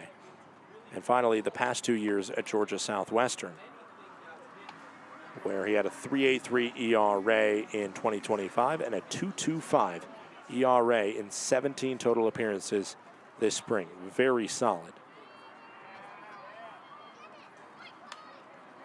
In his career for the Canes, the Hurricanes of Georgia Southwestern. Believe that is a D2 school, Georgia Southwestern State.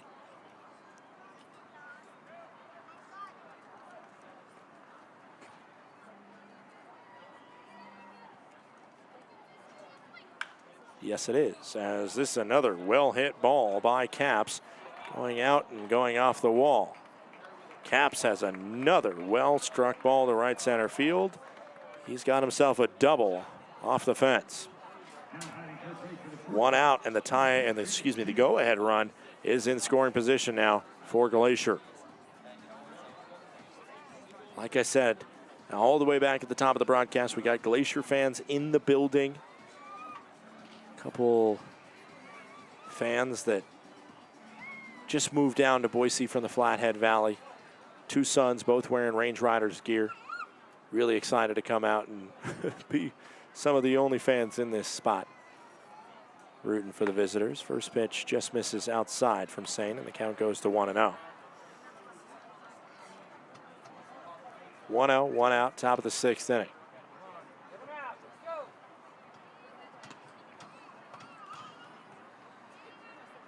The 1-0, 1 out pitch. One called a strike right on the intercut. Count goes to 1-1. Base knock could give the Range Riders a lead. And that lead would be parallel with the scoreline that they lost game 1, 5-4. Right now the scoreline is 4-4 here, top of the 6th inning. It was the bottom of the 6th that got away from them that led to the loss. In the zone there, count goes to 1-2. Cooper Sane trying to throw a scoreless first ever professional inning of work here in his pro debut. Handed off to somebody in the bullpen that will have to inherit an equally scary situation likely in the 7th. Again, this is a 7-inning game rather than a 9-inning game. 1 ball, 2 strikes, 1 out, top of the 6th inning. The pitch coming home. Swing and a miss, steal, punched out, and there's 2 gone, top of the 6th. Up steps Logan Beard. He flied out to deep left field, and he also hit a home run.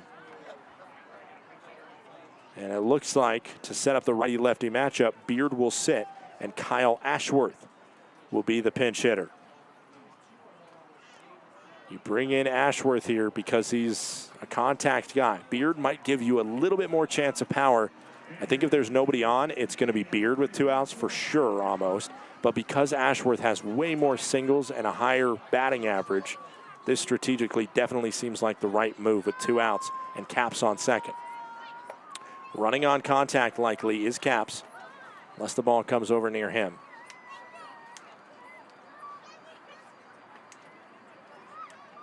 He might retreat to the bag in that scenario. But for most contact, he will be running on it. The 0-1. Inside to The Range Rider outfielder, pinch hitter right now. And Kyle Ashworth is likely a designated pinch hitter, as Logan Beard will probably come in to play second base in the bottom of the 6th inning. And it looks like a right-hander warming up in the pen as well, so a new pitcher slated to enter. The 1-1. Swing and a miss. Count goes to 1-2. Caps with a 1-out double, in danger of being stranded in scoring position. Both of these sides desperate to find one more run to give them a regulation victory. Top of the 6th inning here of a 7-inning game. 4-4 the scoreline. 1 ball, 2 strikes, 2 outs. Cooper Sane into Kyle Ashworth. Outside. Count goes to 2-2. Ashworth, like Sane, multiple stops in his collegiate career. Started off at Cal Poly, transferred to the JUCO level before finishing off at Long Beach State. 2 balls, 2 strikes, 2 outs. Runner on second. Upstairs, it's 3-2. In case of a walk here, it would be Johnny Lutzow stepping to the plate. So another question is, do you give Johnny Lutzow the at-bat, or do you possibly pull Ratfield? It is ball 4. Ashworth walks, and it looks like it will be Lutzow to step up. Cooper Sane has found himself in some trouble. And Johnny Lutzow, 0 for 2, steps in. A pop out and a fly out for Lutzow. Coming into this matchup, he's batting a clean 200, now a little bit under that, as the pitching coach will come out to have a conversation. This is just pitching coach John Chalupa, as well as the catcher in Wyatt Grant, and obviously the pitcher Cooper Sane in his professional debut. This has a big difference of how it feels depending on what goes down.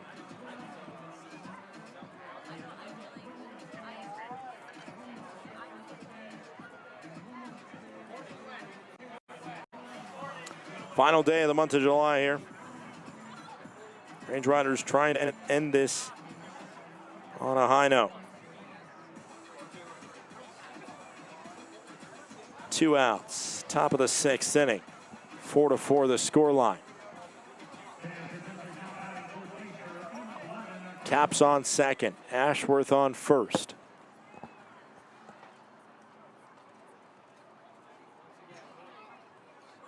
The pitch coming home.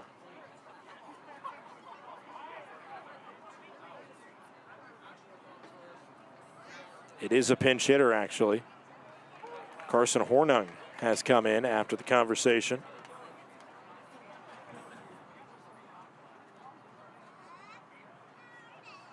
Sets up another righty-lefty matchup, and now what will happen is that the day done for Lutzow.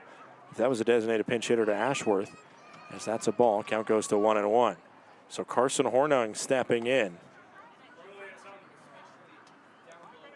1 ball, 2 strikes, top of the 6th inning. Hornung with the game at his fingertips right now. 1 ball, 1 strike. Ashworth on first, Caps on second. That one's in the zone. It's 1-2.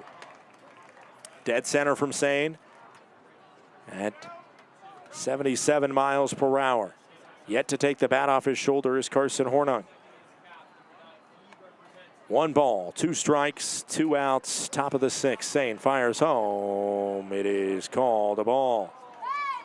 They do not challenge. It was pretty clearly outside.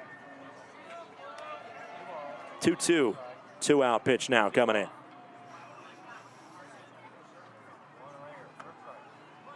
The pitch home. That one also misses. It's 3 balls and 2 strikes. Drew Collins comes to the plate if there's a ball for a walk. Runners will be going on the pitch. 3 balls, 2 strikes, 2 outs. Top of the 6th inning. Pitch home. And it's ball 4. Hornung walks. Bases are now loaded for Drew Collins. Collins stepping up, 1 for 3. He had a 105 mile per hour line out. And he also singled up the middle and grounded out back to the pitcher. Can Collins come up big in the moment? Chosen as the leadoff man in this game 2 to presumably give the day off for Kyle Ashworth. But now Ashworth earned a pinch hit walk, and so did Carson Hornung. Fouls off the first pitch. It was offered in a great spot. Absolutely delectable. Top of the strike zone at 88 miles per hour. Collins, former Jacksonville State player, finished his career there. Down in the count 0-1 after that foul ball. Conversation happening between pitcher, catcher, and umpire. The umpire is immediately a part of it. I feel like there's already been the minimum amount of conversations happening.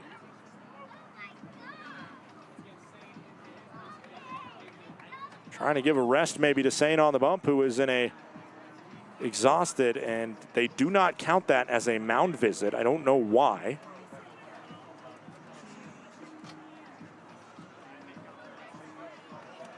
You don't get a free break in there. 0-1, 2 outs. Top of the 6th, bases loaded. Can Collins make do on it? Tie game here. Big at bat. Up above the zone, it's 1-1.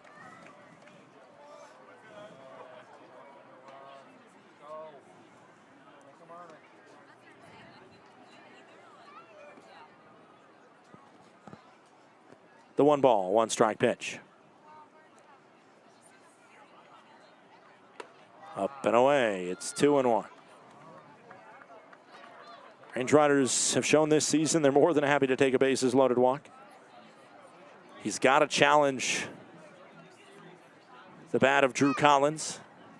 Drew Collins batting .280 on the year. He came up really clutch multiple times in the Range Riders' Sunday victory. 2 balls, 1 strike, and another conversation happening. This has lasted an age here. How many times does somebody in red get a check in with Cooper Sain? This is just egregious at this point. Either take him out of the game or let him loose.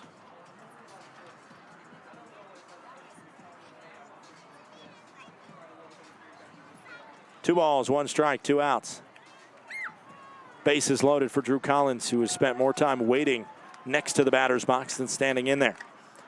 The chess match continues, but now somebody's got to move a piece. 2 balls, 1 strike, 2 outs. Pitch home. Missed, and the count goes to 3-1. A crucial block by Wyatt Grant. Flick the ball away, and with 1 ball before a bases loaded walk, the pressure rises. 3 balls and 1 strike, 2 outs. Can Collins see this correctly on a 3-1 pitch? In the zone, outside corner, count goes to 3-2. Bases loaded, everybody's running on the pitch. 3 balls, 2 strikes, 2 outs, bases stuffed. A tie game here at Memorial Stadium in Boise, Idaho. Cooper Sain into Drew Collins, outside, and it's ball 4. A bases loaded walk gives the Range Riders a 5-4 lead, and an anticlimactic way for it to come, but it comes nonetheless. And the Range Riders are in front on this contest. It was a 2-1 lead for Glacier going into the bottom of the 2nd, as we're going to see a pitching change here. Sain could not get out of his own way and walked 3 straight batters in a high-pressure scenario. After he got that strikeout of Steele, just couldn't get anything else. Range Riders set back, and we will take a quick commercial break. The bases are still loaded. It's the top of the 6th inning, and the Range Riders are up by 1.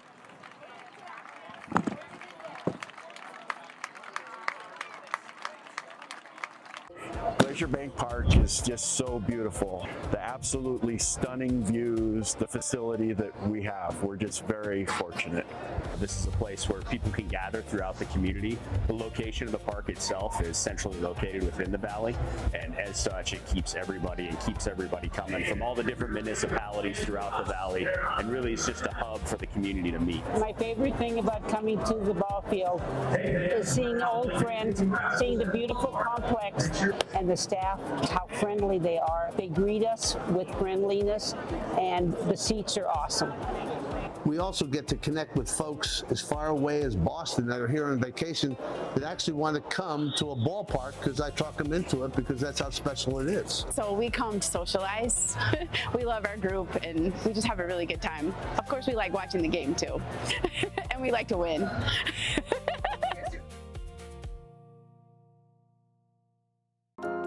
At Johns Manville, what we build starts with who we are. We are people champions, listening first, putting customers and teams at the center of every decision.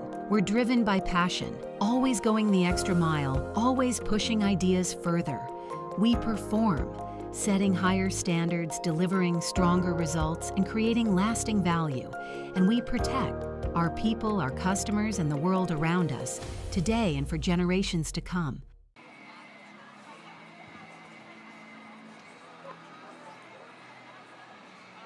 Welcome back in. New pitcher to the bump is Ethan Gardner. The first time the Range Riders have seen Gardner here as he steps in a huge leverage scenario. Bases loaded for Gardner, facing off against Jake Millen. Gardner, the right-hander, originally hailing from just down the road in Meridian, Idaho. Went to Utah Tech.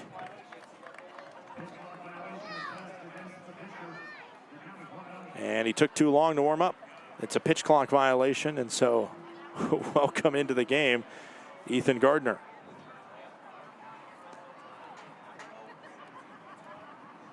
One ball, no strikes. And the first pitch below the zone. Count goes to 2-0. Went to Bora High School, which I think we literally drove by on the way back from the gym today. Went to the College of Southern Idaho in Twin Falls, as well as Wenatchee Valley College in Wenatchee, Washington. Finished up his career at Utah Tech 2 years. Finished up this spring. There's a called strike. Count goes to 2-1. This spring had a 12.33 ERA and 15 1/3 innings pitched. This summer for Aberdeen over in the Draft League, he pitched in 7 games and had a 5.63 ERA. Much better. This is his Boise Hawk and professional debut. Swing and a miss by Jake Millen. Count goes to 2-2. Millen, team leader in home runs this year. Also the league leader in strikeouts, but if this moment is turned into extra runs, none of those Ks will be remembered. Certainly not from this one. Hit by a pitch his last time up. 2 balls, 2 strikes, 2 outs, top of the 6th inning. The 5-4 Range Rider lead could grow bigger. The 2-2 pitch in from Ethan Gardner. This one hit on the ground towards second and seen into the glove and thrown to first by Pyle. We head to the bottom of the 6th inning. It's a 5-4 one-run Range Rider lead as they leave them loaded here in the top half of the 6th. We'll be right back.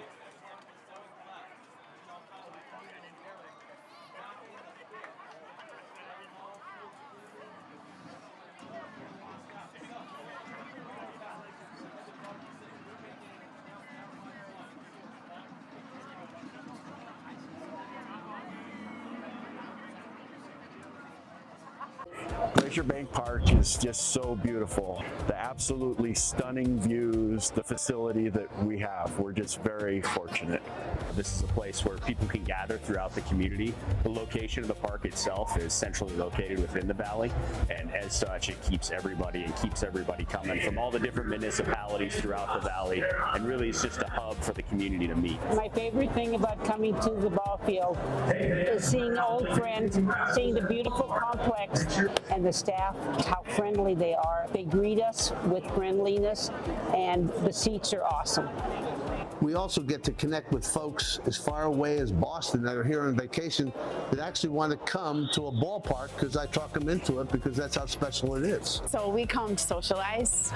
We love our group and we just have a really good time. Of course, we like watching the game too. And we like to win.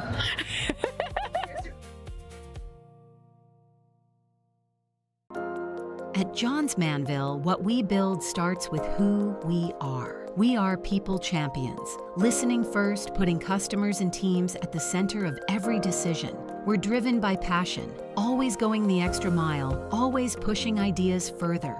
We perform, setting higher standards, delivering stronger results, and creating lasting value. And we protect our people, our customers, and the world around us, today and for generations to come. Lance Wade leading us off on the bump here in the bottom of the 6th inning. Range Riders need 2 more frames. In a perfect world, you can assume it's Wade and then Housley, the final 2 frames. First pitch delivered into the zone on John Pyle. It's 9-1 and 2 due up. Pyle, O'Hara, and Jackson. The bottom of the 6th is where things went haywire on the Range Riders in game 1. Can they recover from it here? No one misses, and it's 1-1.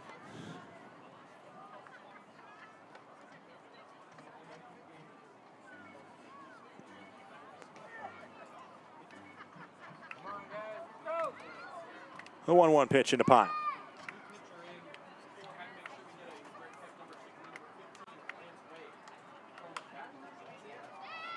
This one down the right field line. It's going to no man's land but foul. Count goes to 1-2. Wade pitched in 1 inning on Tuesday's game, and in the blowout, 1 run came across on him. He was on a wild pitch. Maybe could have been scored a pass ball.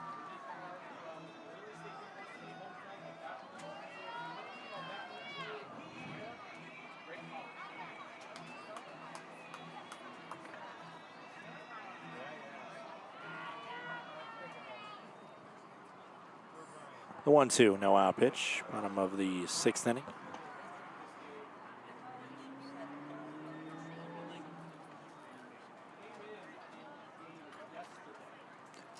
One, 2, bottom of the 6th inning.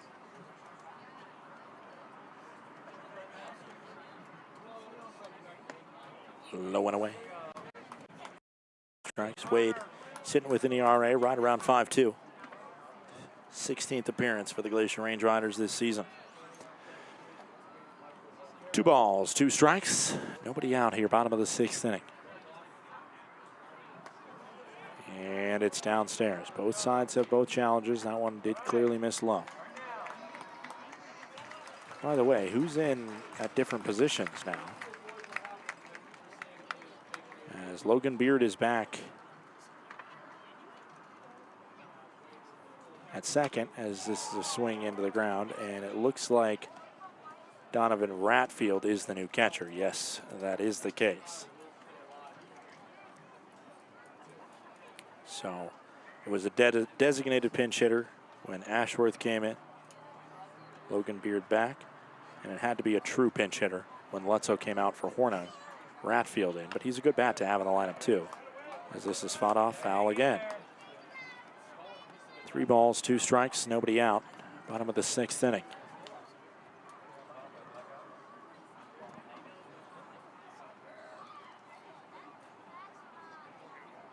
The 3-2, no out pitch. It's ball 4, a leadoff walk, and so often in scenarios like this, close games, you need a good inning from a player. A leadoff walk or a leadoff hit spells disaster. I've just seen it happen too many times. Of course, a double play sometimes can follow, and that eases up all tension. Michael O'Hara, with a lot of speed and a lot of on-base potential, steps in. He has an 0 for 3 night thus far, however. First pitch in, and that one misses low. Wade just not having that clear strike stuff right now, that he can usually be able to notch those corners pretty well. 1 ball, no strikes, no outs. Bottom of the 6th.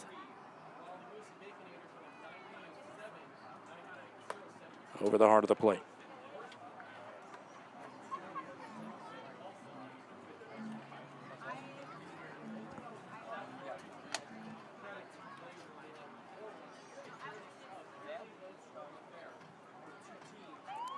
1 ball, 1 strike. Runner's going. It's down the right field line. It's a fair ball. Collins will be able to get to it, and it will be a double down the right field line for O'Hara. Perfectly into the hit and run. And there's 2 in scoring position with nobody out. Didn't hit it hard, 79 off the bat. Just hit it down the line, and with the speed of O'Hara, it's easily able to get him to second. And up comes Darrell Jackson. Is this a situation where you drop down a bunt? I would not put it past the Boise Hawks, especially with the speed of Jackson, to be able to possibly just beat it out himself and keep the ring around the Rosie game going. Yep, they do drop down a bunt. It is picked up. The throw is made to first. The throw back home is errant.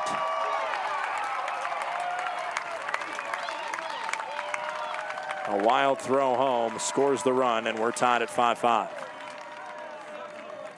It was just a question, maybe not on the throw. It was more who is going to receive the throw, because both Ratfield and Wade were there, and I think both of them kind of shed responsibility between the two. As you see this one, honestly, I think they had the runner over at third there. And I mean, yeah, if you rewind that and look at that, the Range Riders had the run at third. He was dead between the third base bag and home. I think Ratfield should have given that maybe a longer look and then fired it to third, and they would have had a pickle down with Pyle. It works out as a sacrifice bunt to tie the game. They do get 1 out, as this is a wild pitch, and the go-ahead run will score to make it 6-5.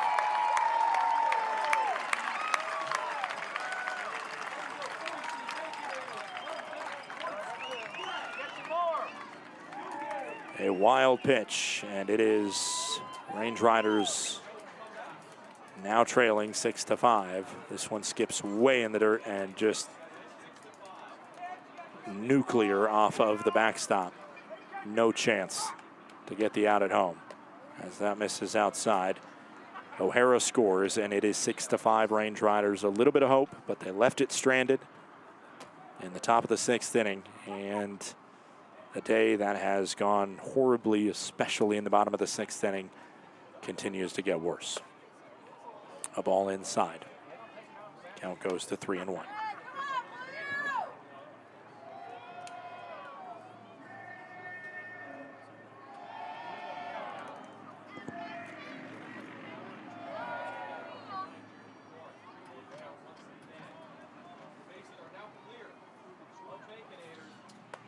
Ball 4.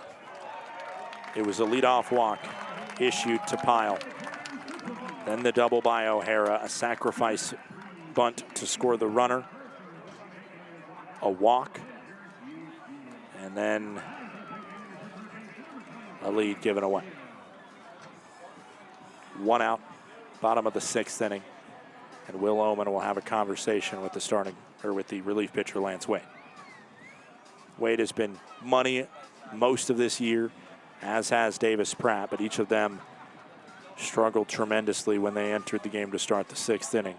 And you see the resignation on the face of Wade, realizing what has all gone down here in the bottom of the 6th inning. Checking on the league scoreboard, Missoula beat Great Falls 20-9. Long Beach over Ogden 18-4. Billings beats Idaho Falls 14-4. And Oakland leads Red Pocket 7-2. Red Pocket on the precipice of dropping to 1-15 in this second half. Modesto, they continue just being the hottest team in the PBL right now. They are up on Yuba Sutter 16-1 halfway through that game at their home ballpark. 3 games not yet finished are the ones in Oakland, Modesto, and here. 1 out on the board, and it was a sacrifice bunt. That one misses outside, and the count goes to 1-0. This is Ryan Rosillo.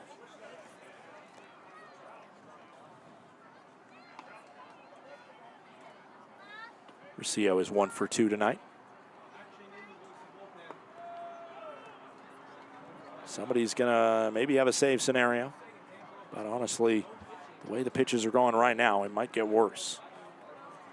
It was a crucial insurance run that was added for Boise in game 1 of this doubleheader. As soon as they got the lead, they added one more to lead 5-3 going into the top of the 7th, and they allowed one run, but the tying run was stranded at third base for the Range Riders. So that extra run they got was very crucial. It's not just about getting a lead. It's about taking advantage of every opportunity, and this Boise squad since Tuesday night has certainly done that. Popped it up. Will it stay in play? Garner looking at it. And he makes the grab. Garner had a ball drop next to him in the 6th inning in foul territory in game 1, and maybe a flash of a nightmare of that going through his brain, but it is made in foul territory for out number 2. Bottom of the 6th inning. 6-5, Boise leads. Avery Neves steps in. Neves is 0 for 3 with 2 strikeouts and a ground out. First pitch missed, just outside. Count goes to 1-0 as an ambulance speeds by the street behind us. The 1-0 pitch.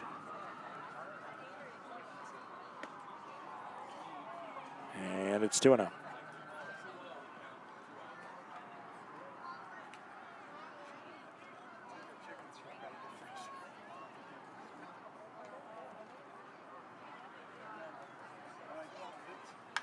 This one, sky high, right field. Drew Collins over there makes the catch, and it is a 1-run game. Headed to the 7th inning. Range Riders allow 2 in the bottom of the 6th inning. Boise with another chance to close one out and get a save and sweep the doubleheader. We'll be right back.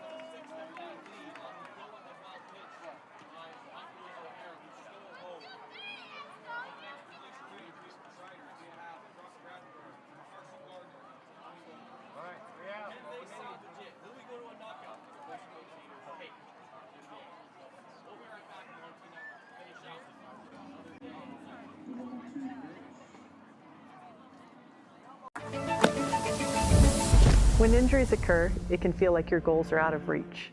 I'm Dr. Karen Purser, an orthopedic surgeon and sports medicine specialist at Logan Health. If you injure a joint, muscle, or bone, our orthopedics and sports medicine specialists are here to help. Our highly specialized surgeons, clinicians, and physical therapists offer innovative treatments and the latest minimally invasive procedures to help you recover and return to activity faster and stronger so that you can reach your goal.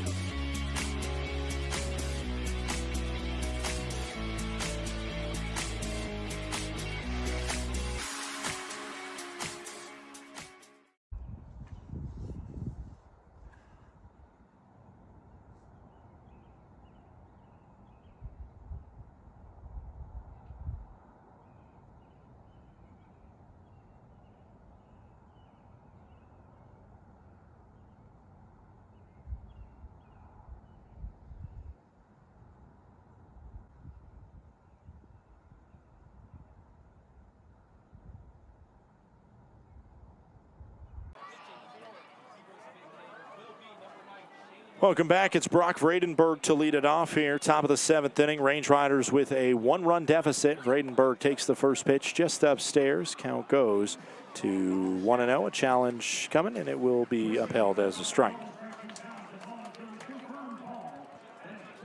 Upheld as a ball, excuse me. Count goes to 1-0. Vredenberg 1 for 3. He has a single down the left field line. He reached on an error as well. This one hits the zone. New pitcher into the contest is Cheney Trout, a returning player for this Boise Hawks squad. Played for them last year, originally from Poplar Bluff, Missouri. Funky sidewinder that shut down the Range Riders when he saw them yesterday. This one up the middle, and that ain't shutting him down. Right back at Trout at 106 miles per hour. 74 miles per hour in, and the leadoff batter is on first. a line drive single, and the Range Riders have the tying run aboard. And like I said in the bottom of the 6th, I'll say it right here as well, so as especially not to jinx the batter. The first batter of the inning feels so important. And if you get that batter aboard, just like Wade allowed when he walked the batter, as that one's called a strike. Count goes to 0-1. If it would have been challenged, it would have been overturned to a ball. The 0-1. That one's also in the zone. Count goes to 0-2 on Carson Garner, who's 1 for 3. He has a home run today in game 1 of the doubleheader. A deep fly ball to center field. The 0-2 pitch now into Carson Garner. Popped it up. The pitcher doesn't necessarily want it. The catcher ends up making a basket catch, and he does get it cleanly over there. It would have been an out anyway. Honestly, the Range Riders probably would have been a little bit better off because Garner has a little bit more speed than Vredenberg. Range Riders might have been better off if he dropped it, but it was going to be an out one way or the other because even if that did hit the ground, they had an easy toss to second base to get at the fielder's choice out of Vredenberg. It's a pop out in the end to the catcher, who stays with it. As there is ball 1.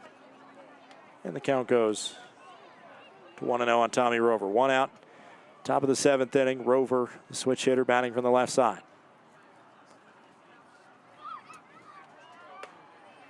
Called a strike. Rover doesn't like it. That pitch was upstairs on him. The Range Riders have taken the brunt of some bad strike calls today, in this inning specifically, because there have been 2 called strikes for Trout that have not been. This is a chance maybe to end it. No, they're just going to take the out at first base, and the game will be at the hands of Brody Capps.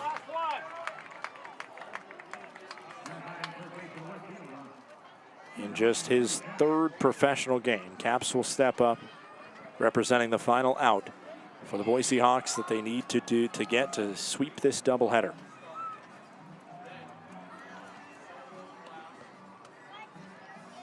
Two outs, top of the 7th inning. Vredenberg on second.